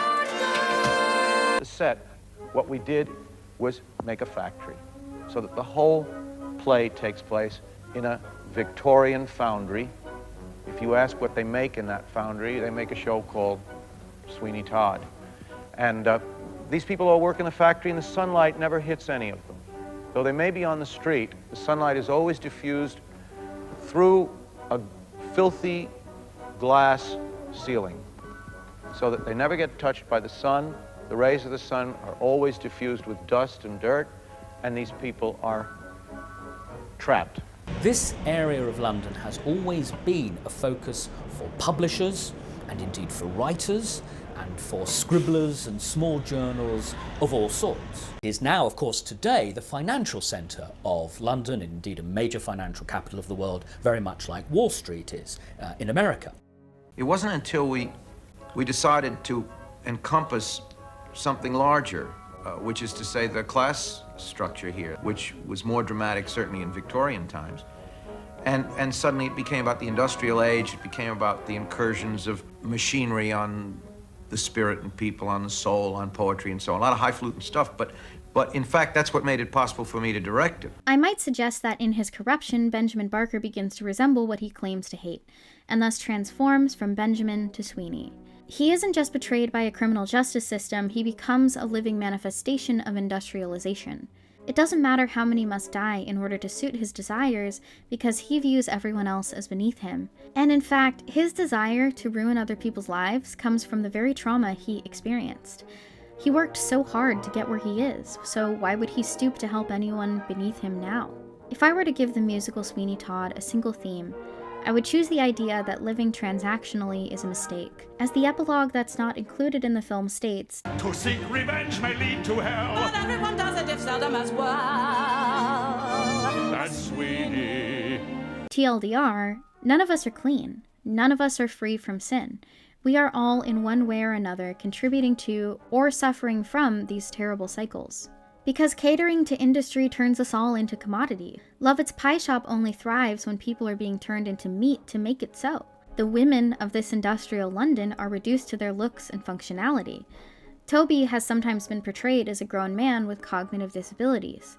Those who fail to be useful to the system are punished by being convicted and deported, thrown to the streets to beg for food and use sex for money, or tossed into Bedlam Asylum. Mrs. Lovett dies by being chucked into the very oven that made her meat pies, in part because she's an unattractive middle-aged woman who is not marriageable. Put another way, this clickhole article, which makes me laugh just so hard. I'm teaching my sons to respect women except for the one from Sweeney Todd. Jason, Billy, and Paul need to understand that condescension and rudeness toward any woman other than the Sweeney Todd lady is simply unacceptable. Above all, I want my sons to know what misogyny is, and that it's wrong. I also want them to know that disrespecting or even hating the Sweeney Todd lady is not misogyny. Women do indeed have it very hard in this musical. I would argue that Sweeney Todd has a strong theme of misogyny running through it. Beauty is an illusion, yet beauty is the central quality these women are judged by. And she was beautiful. She was his reason and his life. And she was beautiful. There was another man who saw that she was beautiful. Beautiful. And beautiful. Beautiful, beautiful. And if you're beautiful, what then? She was beautiful. Said Jacqueline Siegel, a scholar of gender and sexuality at the University of San Diego, who also happened to play Lucy in Sweeney Todd in 2019. It is quite striking to think about the show from a feminist perspective. In social psychology, we study sexist attitudes through the lens of ambivalent sexism theory, which suggests that prejudice against women has both overtly hostile and subtle benevolent components, both of which fundamentally reinforce and bolster the gender status quo. In the context of the show, antipathy toward the beggar woman would fall into the hostile sexist category. She is objectified, dehumanized, and treated as disposable every time she steps on stage. Sondheim has this theme in most of his musicals. An unattractive man As long as you're a man, can you still have opportunities. Beautiful. Whereas if you're a woman, you either are a daughter or a wife. A woman is a flower. Now you're 17, or you're a daughter or your life. Now is the hour. Women, undemanding and reliable, knowing their place in sufferable, yes, but gentle. Their weaknesses are incidental, a functional but ornamental. Grace. Notice that Joanna is the character everyone is always singing about, but her wishes are never considered. And on the topic of Joanna, she is done the dirtiest of any character in this film. In the stage musical, the Joanna-Antony romance provides some much-needed levity and hope. That's why the character's name is Anthony Hope.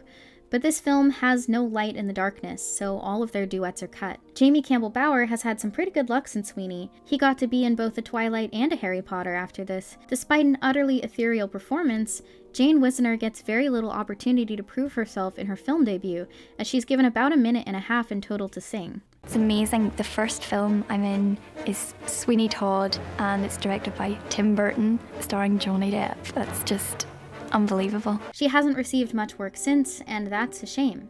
I am diametrically opposed to them both being blonde, as blondes dating blondes is the only crime that should get a person exiled. Please know that all of my jokes about blondes are, You know this meme? Not so good is the fact that this removed subplot gives insight into Joanna's character, a young woman who is cunning like her father but paranoid and self-destructive like her mother. Without this characterization and without much to sing, she becomes nothing more than a plot device. But what bothers me most is the way Burton slices up Greenfinch and Linnetbird. This song is not just about how Joanna wants to be free, it's her reckoning with her fate as a woman in the Victorian era. She has been groomed from birth to be her adopted father's bride, a fate she considers perhaps worse than death, but if she escapes him, or the asylum she's later confined to, it's unlikely she will be able to find work other than prostitution. Bring Turvin, Robinet, is it for wages, singing to be sold?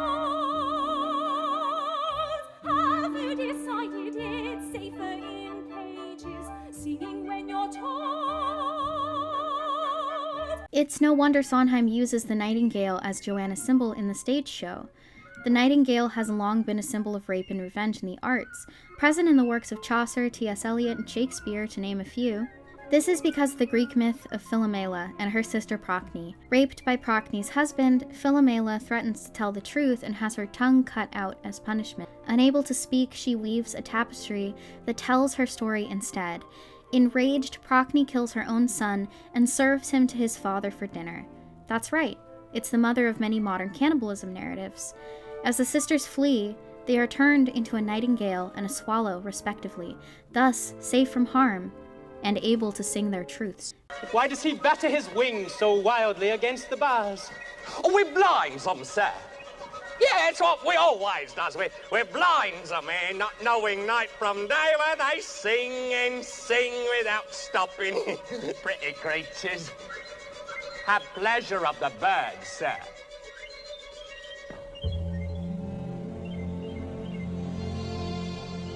But despite the song being only 2-ish minutes long, Burton cuts it short, which given the subject matter is painfully hilarious. Oh, it's you. I have been too good to you. Let's reconsider, bitch. Sexist attitudes towards Joanna would be characterized as benevolent. Benevolent sexism comprises 3 distinct components. 1. Protective paternalism, as in women must be shielded from the evils of this world. 2. Compulsory heterosexual intimacy, as in women are incomplete without the love of a man.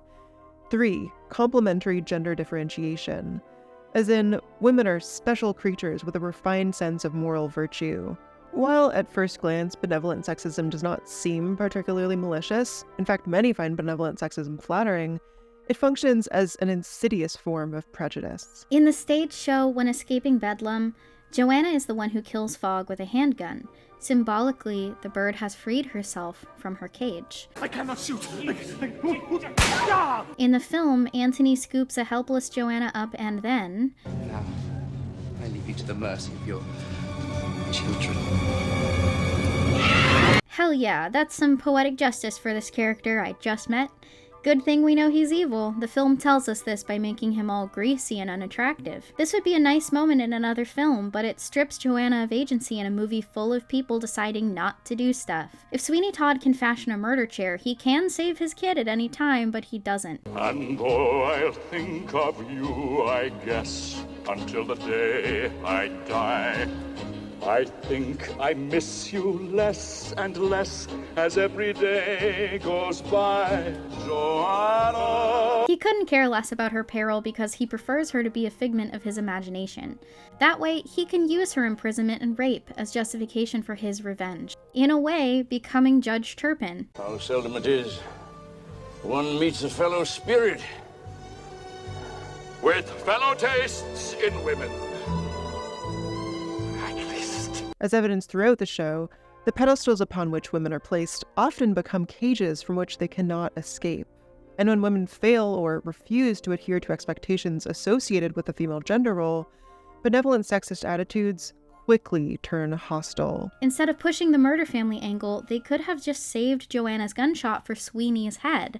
Instead, they do this. All right, clap if you think she should suffer. In the film adaptation, because Burton has made London feel so small, it's like, she's across the street. What are you doing? You know where they are. Like, kill him. You're living in the same co-op. Take like a 10-minute walk. Whoa, that's so deep. examples of subtle symbolism in film. We do get a quick zip at the start, but I almost hate to acknowledge it because, like, wow, there they are. The dingy streets of London. If only we could see them in these establishing shots. Oh look, they remembered that musicals are characterized by movement. Whee! A Little Priest is another obvious moment in which London feels way too small. Why are the rich fop and haughty priest on one of the poorest streets in town in the middle of the day?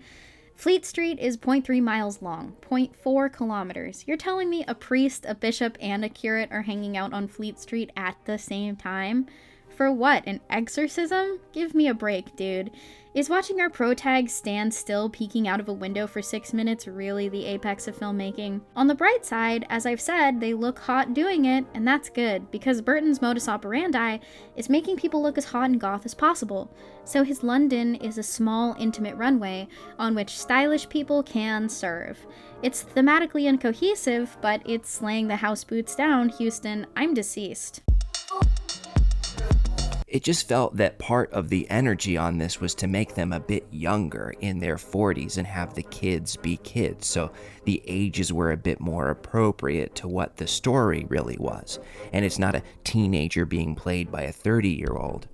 I remember thinking about when Bette Davis got not old, but just slightly older. There's a certain sadness to her, a certain emotional weight that seemed to fit this story. So frumpy, middle-aged Mrs. Lovett is played by Helena Bonham Carter, who was a total bombshell, and I'm offended they tried to suggest otherwise. And Joanna is a blonde, so she needs to shut up. And Lucy is a decrepit beggar woman, but like in a grunge way. And Sweeney Todd, a murderer going through a midlife crisis, is basically David Bowie. He definitely did not do hard time in Australia. Like, I get that technically Sweeney can be a little younger, but this is the face of a man who wears sunscreen every day and has for 20 years. I say this as a 20-something with 40-something parents. Burton took a show in which a major theme is how appearances aren't everything and made it all about appearances. But that's Burton's ethos, whereas Sondheim was a vocal and recurrent critic of misogyny throughout his lifetime, dedicating himself to writing diverse and challenging roles for all kinds of women. Burton only really has one kind of woman in his films. Pretty women, pretty women, pretty women. Oh, yes. Such practices. The geishas of Japan. Wow, what a rather lengthy and bizarre sequence to add to the film. Good thing it adds so much more than the 20 seconds of Greenfinch that were cut. Making a movie is, in a sense, similar to training a geisha. You have to mold not merely the physical form, but also the character. The two must harmonize. Are they still there? That's the audience. They would like this movie to have a plot with themes and exposition. Well, they can wait. I'll still be talking about geishas long past their bedtime. Oh, and by the way, this is the scene they felt the need to replace with that monologue about the geishas. Friend, I have no fight with you.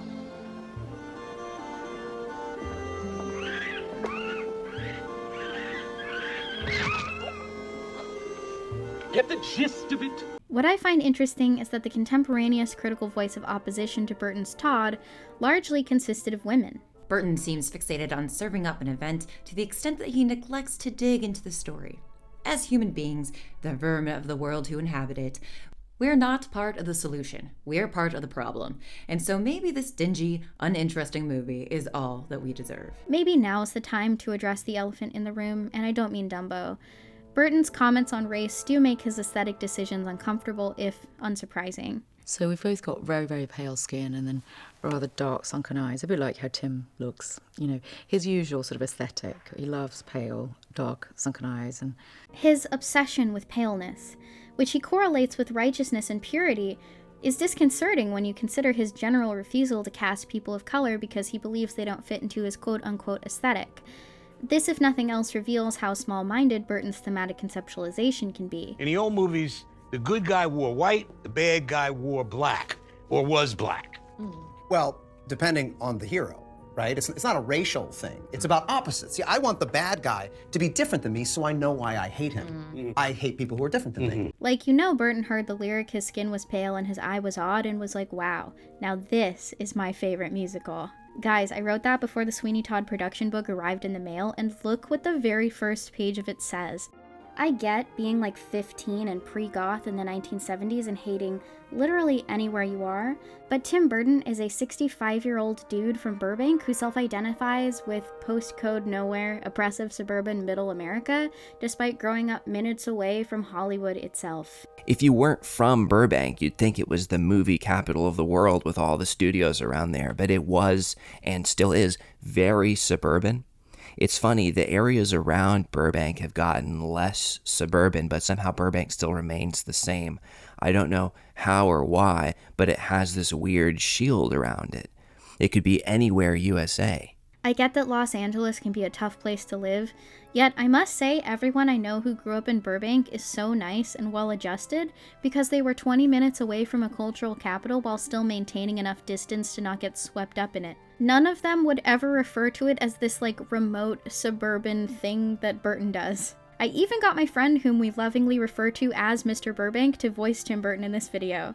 But yeah, there's an extreme self-victimization about Tim Burton and his works that rubs me the wrong way. He considers himself an outsider, yet has been embraced by the mainstream. His movies have been exceptionally lucrative, making him one of Hollywood's wealthiest directors. He even makes live-action remakes for Disney, the company that once parted ways with him because he used company resources to make something they considered too upsetting for children. No, no, no, no, no. I'm not gonna be in the talent show. What's odd about Disney is that they want you to be an artist, but at the same time, they want you to be a zombie factory worker and have no personality. Go ahead and wear your business suit so you can make $34,000 a year and buy your condominium. They're all zombies racing to their graves. It's also worth noting that Tim Burton's fraught relationship with Disney isn't even a trait unique to his own origin story. Other prominent Disney creatives like the now defamed John Lasseter were likewise fired for their creative ideas and pursuits being labeled as too non-traditional and not profitable. When Lasseter was rehired and became a big deal, Disney spent years using this story as a point of pride. Lasseter had come back to prove himself with Pixar, and Disney evolved to suit him. You and Brad Bird and Tim Burton, way back, you're in CalArts room A113, and you worked on The Fox and the Hound together, and you kind of realized Disney were in a bad place at that point, and you all moved on and did better things. I don't know whether you... Well, I actually got fired. Right, well. But that idea that those were such grim days, and it did take Little Mermaid to bring everything back around, but I don't know if you wake up in a cold sweat realizing that you're steering the good ship Disney now, and you know that things can go wrong, and it's really it's all down to you now, just how well this icon of popular culture does. I don't wake up in cold sweats. I'm very confident. I'm very confident in the ability of the artists and filmmakers that are around me. As Maya noted in her essay, how does one claim to be the most prominent filmmaker against bullying and then make tons of money for one of the biggest corporate bullies for over a decade? How can you claim to stand up for the underdog to the point that you define it as your mission, yet refuse to hire people from the most systemically oppressed groups on the planet? To say that a human being doesn't fit your aesthetic because of their race is just bigoted. Nowadays, people are talking about diversity more. Things either call for things or they don't. I remember back when I was a child watching the Brady Bunch and they started to get all politically correct, like, okay, let's have an Asian child and a black. I used to get more offended by that than just...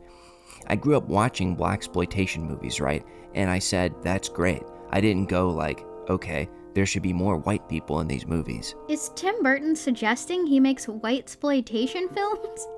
Are you goddamn serious? It's only after backlash to these comments that Burton and co. would hire the likes of Jenna Ortega, Louis Guzman, and Nico Parker, who all have archetypal Tim Burton faces if anyone ever did. Ortega has gone on record a few times about how great it is to be a Latina playing Wednesday Addams, who, despite being portrayed as the daughter of a Latin-coded father and extended family for the past half-century, is seldom cast that way. You know, Tim Burton's bigotry is annoying in part because Sweeney Todd has been played by many prominent black actors. Norm Lewis, Brian Stokes Mitchell, Hugh Maynard, Nick Walker, just to name a few, in significant productions because the systemic abuse the character suffers has a strong historical precedent. Barker is living a happy life as a successful tradesman with his beautiful family until an envious judge frames him, wrongfully convicts him, and ships him to Australia. He decides that he will revenge himself upon them. This is hard to do for a convict with no money, no home, nothing, against people who are extremely powerful. Sweeney Todd has been done with diverse casts since pretty much its inception and has a strong track record of productions highlighting these thematic elements: poverty, inequality, wrongful imprisonment.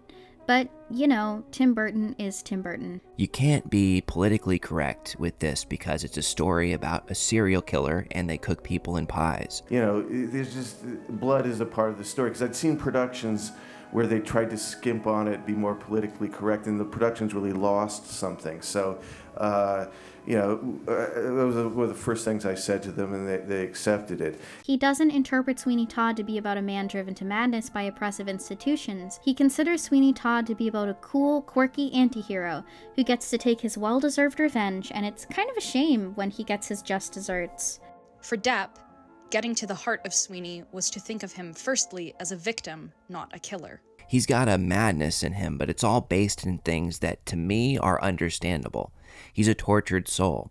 He's very interior, very much inside of himself, very much in his own world, for better and for worse, mainly for worse. When you've got all those emotions pent up inside of you, you can almost say anybody's a bit mad.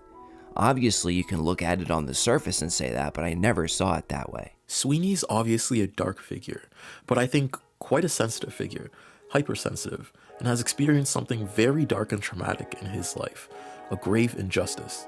But I always saw him as a victim. I mean, anyone who is victimized to that degree and then turns around and becomes a murderer can't all be there. The whole film drips with a campy savagery, which in turn relies on the conviction that death itself, like sexual desire, exists to be sniffed at and chuckled over.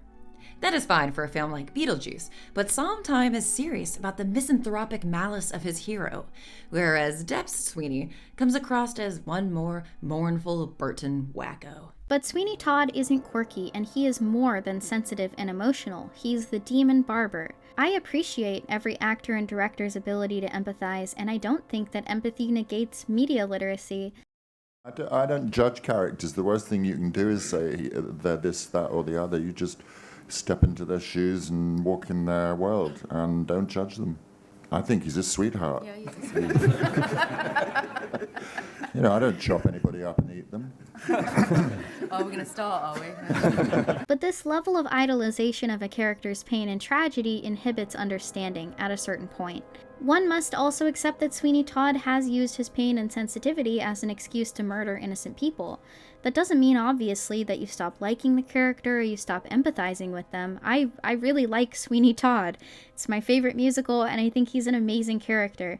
I'm not trying to be moralistically or tonally prescriptive, but knowing that Tim Burton views Sweeney Todd as the victim of this narrative explains so much about his whole body of work. Burton cast Johnny Depp because he always casts Johnny Depp, and the chain reaction that's caused is abysmal in its own right. A world so enamored with Depp and the emotionality he brings to his characters that the mere suggestion he could be anything but a stellar and stand-up gentleman sends people into their own homicidal rage. This may be in part because, as Herget indicates, music is one of the most effective ways to foster parasociality in film. Because differently connoted film music can change the recipient's perception, comprehension, and evaluation of the actions, emotions, and intentions of a protagonist, it is more than likely that music also has the potential to influence the relationship that a recipient develops with a protagonist. I've also wondered while researching this video if part of the fanaticism around Johnny Depp has to be rooted in his refusal to answer a question straight in any given interview. See, almost don't want to even question, like, what is it? You know, I just know that it is, and that's kind of what's important. Any iteration of Sweeney Todd is a selfish and self-absorbed character. Emotional but unexpressive, handsome but perverted, stunted but in his stuntedness, of course, young at heart. A person who defines himself as an outsider. Not so unlike many of Burton's favorite protagonists, and indeed, Burton himself. Todd wants to kill the whole world, then he kills Lucy, thereby killing his whole world. He's a protagonist for our times. He's taken the black pill. Sweeney Todd is Sondheim's King Lear.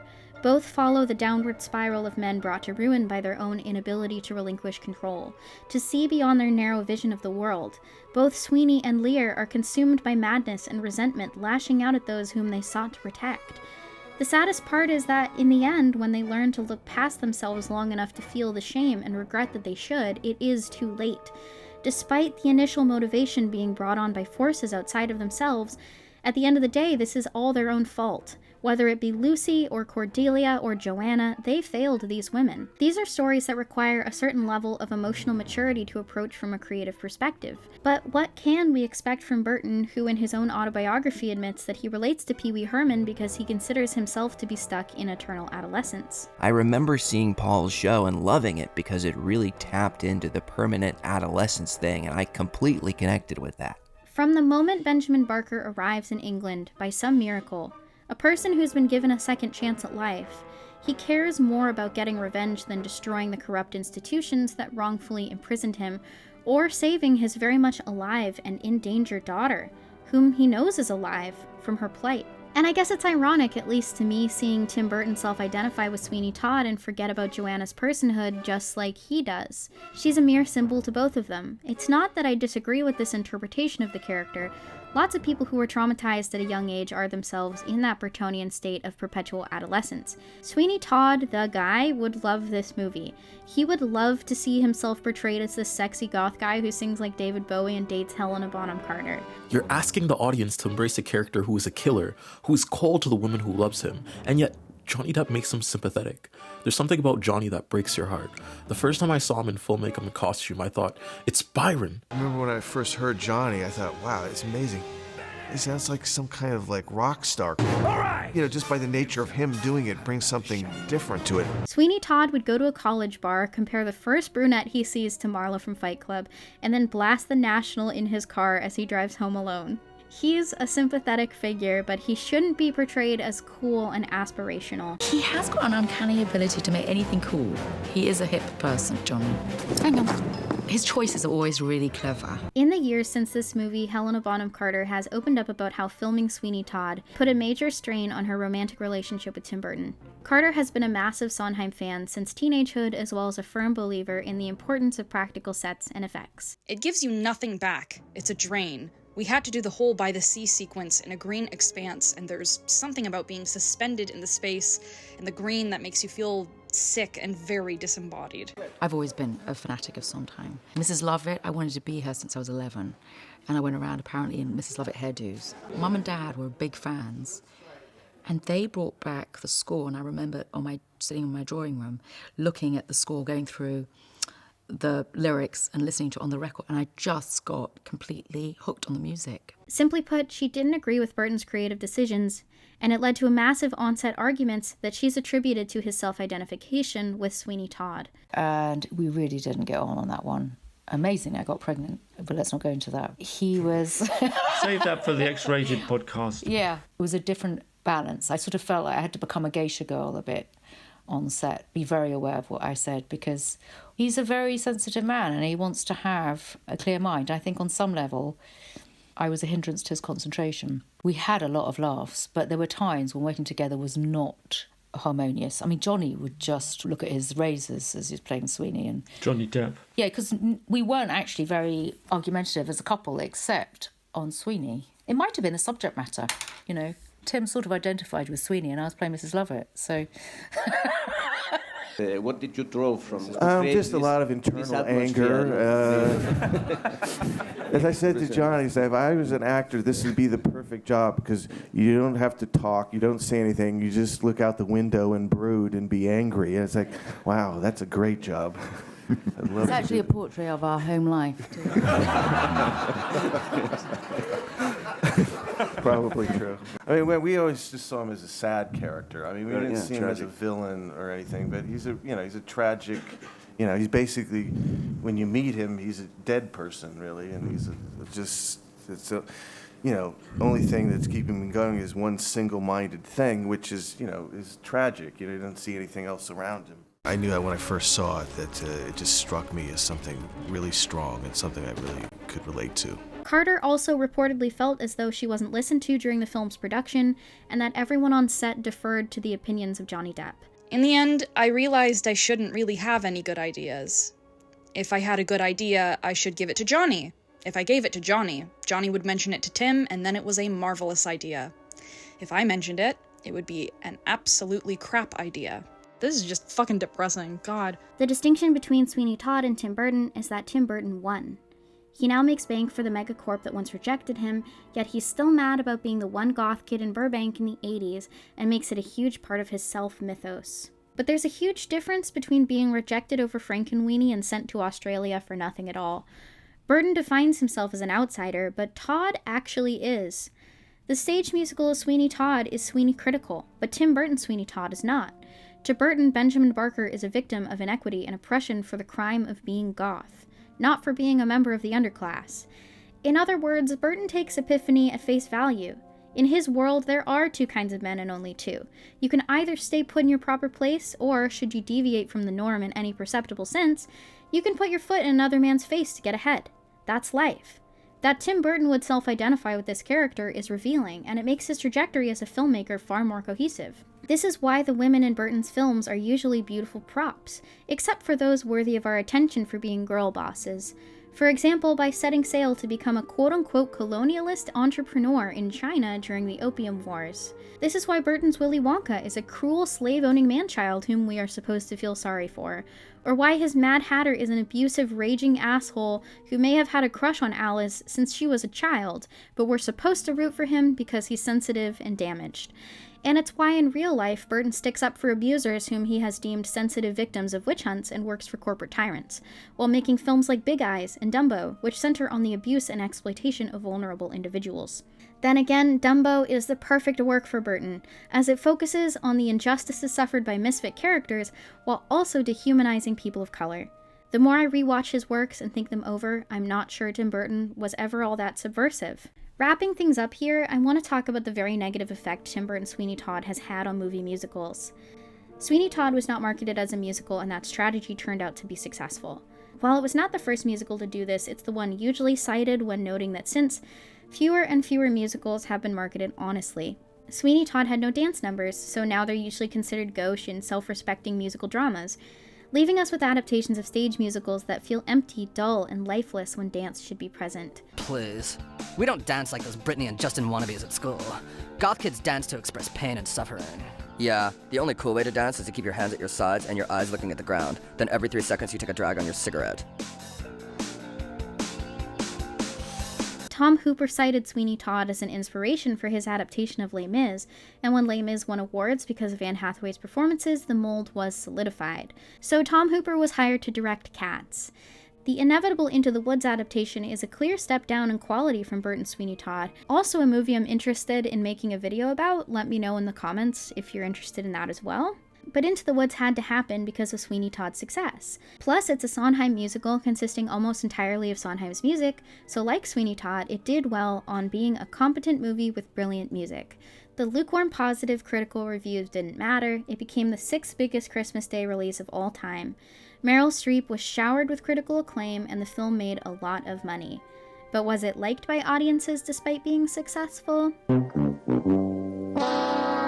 You already know that Cats was a major disaster, and so was the film adaptation of Dear Evan Hansen that was supposed to revive the public's interest in movie musicals after Cats. It's safe to say musicals are in trouble. It's too early to say if the movie musical needs a doctor or a coroner, but what is clear is that studio executives wildly overestimate how popular this genre is. People who love musicals really, really love musicals, and every time one of them hits at the box office, a series of enthusiastic imitators tends to follow. When Chicago won Best Picture at the 2001 Oscars, it opened the floodgates for the genre's revival, after basically being absent from theatres for 2 decades. The results have been spotty at best. For every The Greatest Showman or Les Miserables, both of which were huge hits, there were several like Nine, Rock of Ages, The Prom, or worst case scenario, Cats. The success rate for the movie musical is simply not very good, and given that they typically require large budgets to support the spectacle, it's a risky proposition. Now we're almost 20 years out from Sweeney Todd, 10 years out from Into the Woods, and astonishingly, nearly 5 years out from Cats. Since Cats, the musical market has once again become niche and family-friendly. We've seen pretty great movie musicals for adults like Spielberg's West Side Story, Cyrano in the Heights, and the brand new The Color Purple bomb at the box office. Meanwhile, digestible kiddie fare like Wonka thrives, which I guess you could say Burton predicted. Why is everything here completely pointless? Candy doesn't have to have a point. That's why it's candy. Musicals are once again marketable only to children and small specific niches. I'm optimistic that we're entering a kind of proto-1970s in which we'll get just the weirdest stuff. But as for blockbuster musicals, they'll be dead for some time. And I liked Wonka. I thought it was cute and heartwarming, and it was made by the same folks who made the Paddington films, so of course. But I must admit, I'm a little sad that instead of peerless, breathtaking, groundbreaking musicals, we are here. Noodle, noodle, apple strudel. Some people don't and some people doodle. One of the problems with movie musicals is that they temper audience expectations for how the corresponding stage musical should look and feel. With Sweeney Todd, I find this particularly disheartening because I truly love this musical. Theater is an ever-shifting art form, constantly reinterpreting itself and embracing new ideas, new aesthetics, new visions. Meanwhile, Tim Burton has maintained the same sort of aesthetic for nearly 40 years. So the popularity of his Sweeney places an expectation upon any potential audience that they're in for a show that is deadly serious and utterly gratuitous, with an aesthetic that blends modern and Victorian ideas of the Gothic. Director Tim Burton decided to set the world of Sweeney Todd in an ambiguous time frame.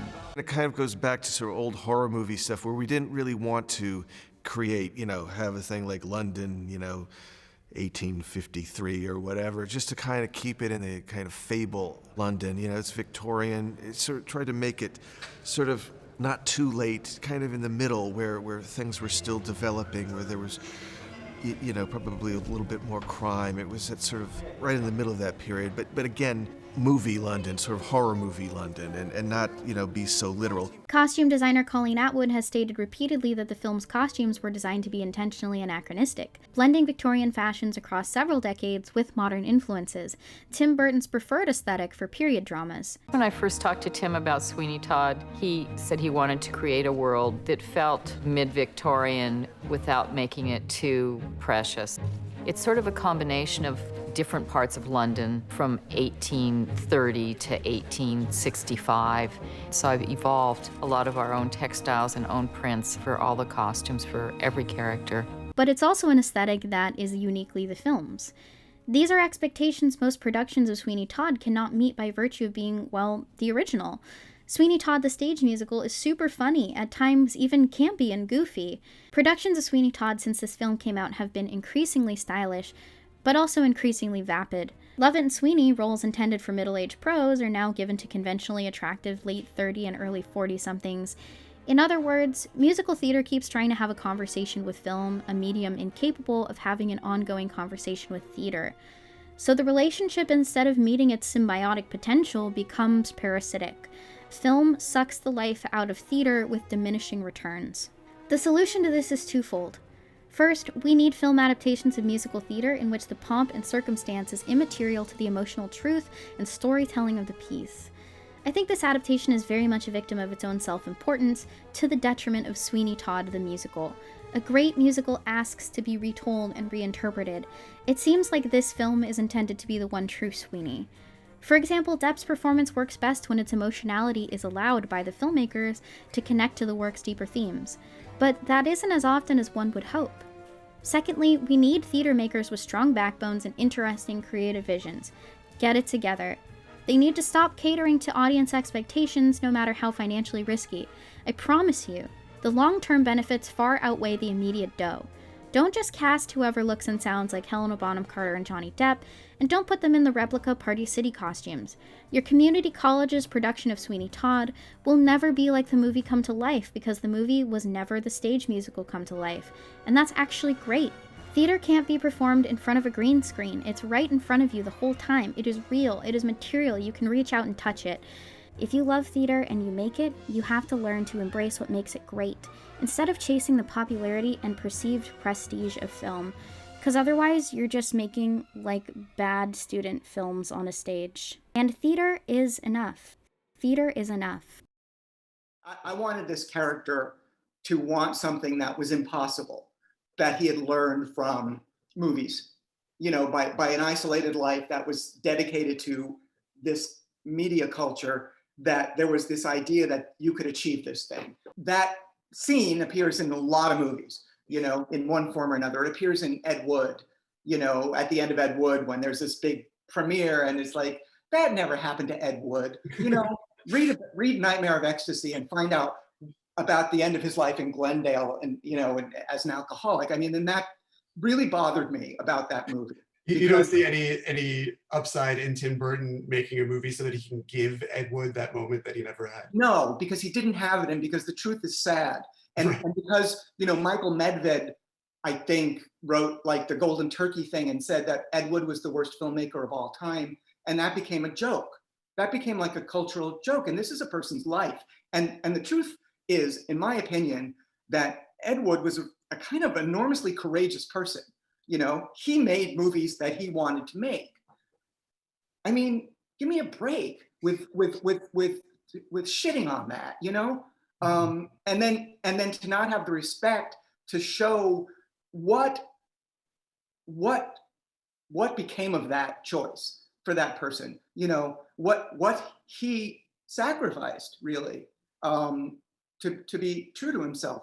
I mean, I think it was very upsetting to me, much more upsetting than Beautiful Mind.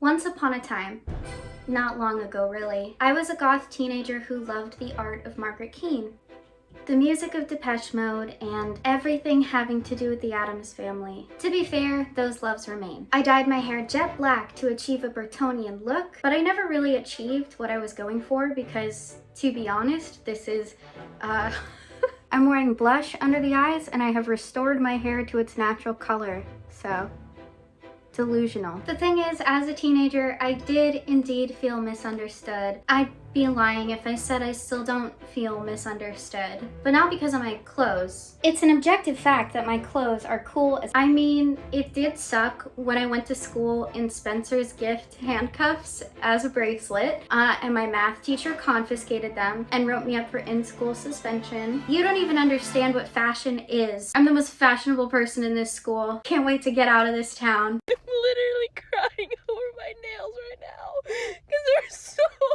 ugly. Oh my god, okay.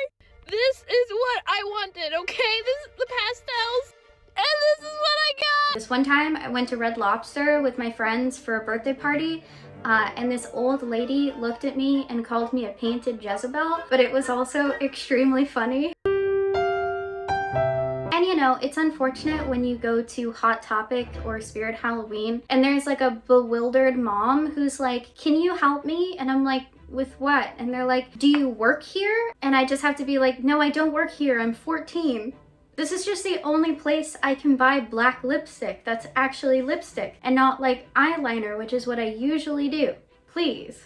All this to say my aesthetic inclinations were really just what I thought looked cool. What made me feel different was kept deep down, walled up, locked in. Like, I think me feeling like I don't really fit in with other people is a core personality wound. It's not the sort of thing clothes can readily express. As much as I am an amateur fashion enthusiast, I suspect the same is true of Tim Burton. Like, he finds the art direction fun, but there's a deeper feeling of alienation at his core, often expressed in ways that are awkward and inarticulate. That's how we get candy doesn't have to have a point, because the point is the candy. Candy doesn't have to have a point. That's why it's candy. And this also makes it obvious why he would want to direct Sweeney Todd but never Into the Woods, despite the two works being sisters and extremely similar more than they are different. For Tim Burton, the aesthetic inclinations articulate the wound. Once shorthand, now signature and catharsis. God damn it, dude, your mom and dad want you to come home. So they can fill my head with more Disney lies about how perfect the world is? I don't think so.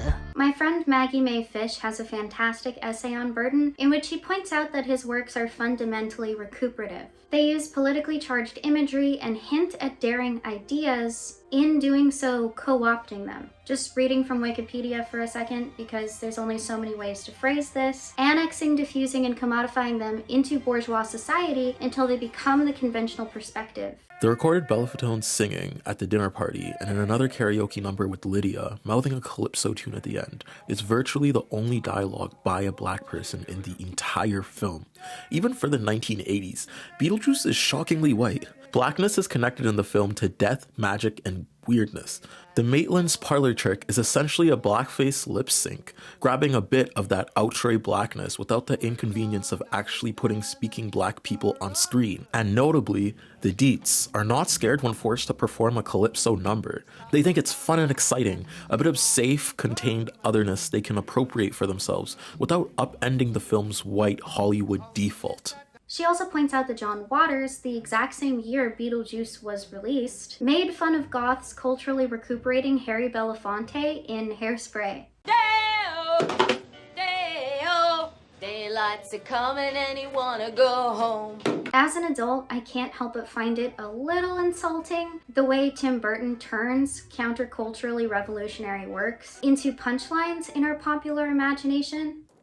Good morning, Starshine. The Earth says hello. This is actually the biggest issue I have with my favorite show in the world, The Simpsons. So, I saw the musical Hair for the first time last year, and I was devastated for weeks. I got the impression from all these pop cultural references to Good Morning Starshine. Good morning, Starshine. That it was like this fun, hippy-dippy, boomer nostalgia kind of show, when it's actually about a group of diverse, countercultural, leftist kids, many of whom certainly resemble my friends, resisting the draft and ending up dead. Let the Sunshine In, for example, has been culturally recuperated as this fun, groovy flower power. But within the context of the show, it's more like, I believe in God.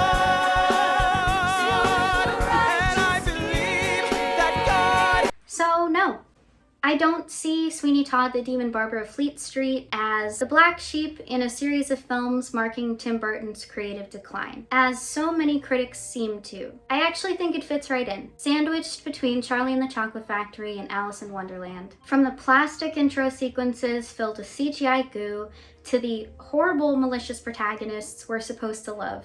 TLDW, the Emperor is wearing no clothes. There never was a miracle elixir. Just piss with ink.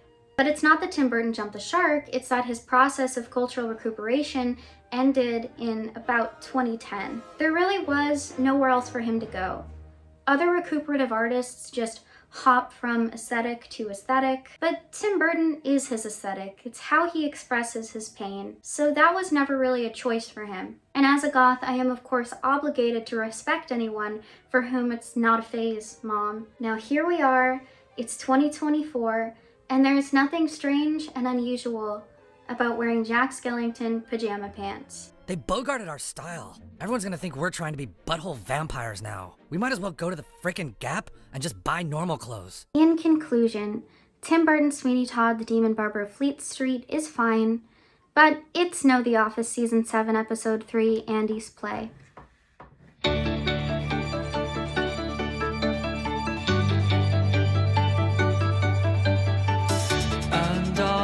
Beautiful and pale with yellow hair like her. I want you beautiful and pale the way I dreamed you were, Joanna.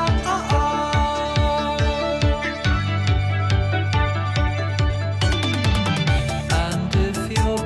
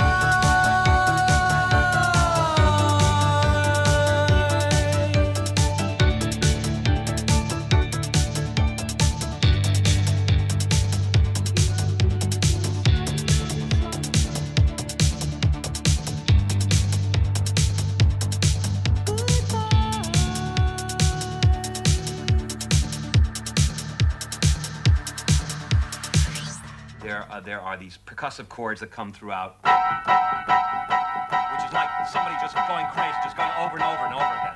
And that's the moment when he goes completely out of control.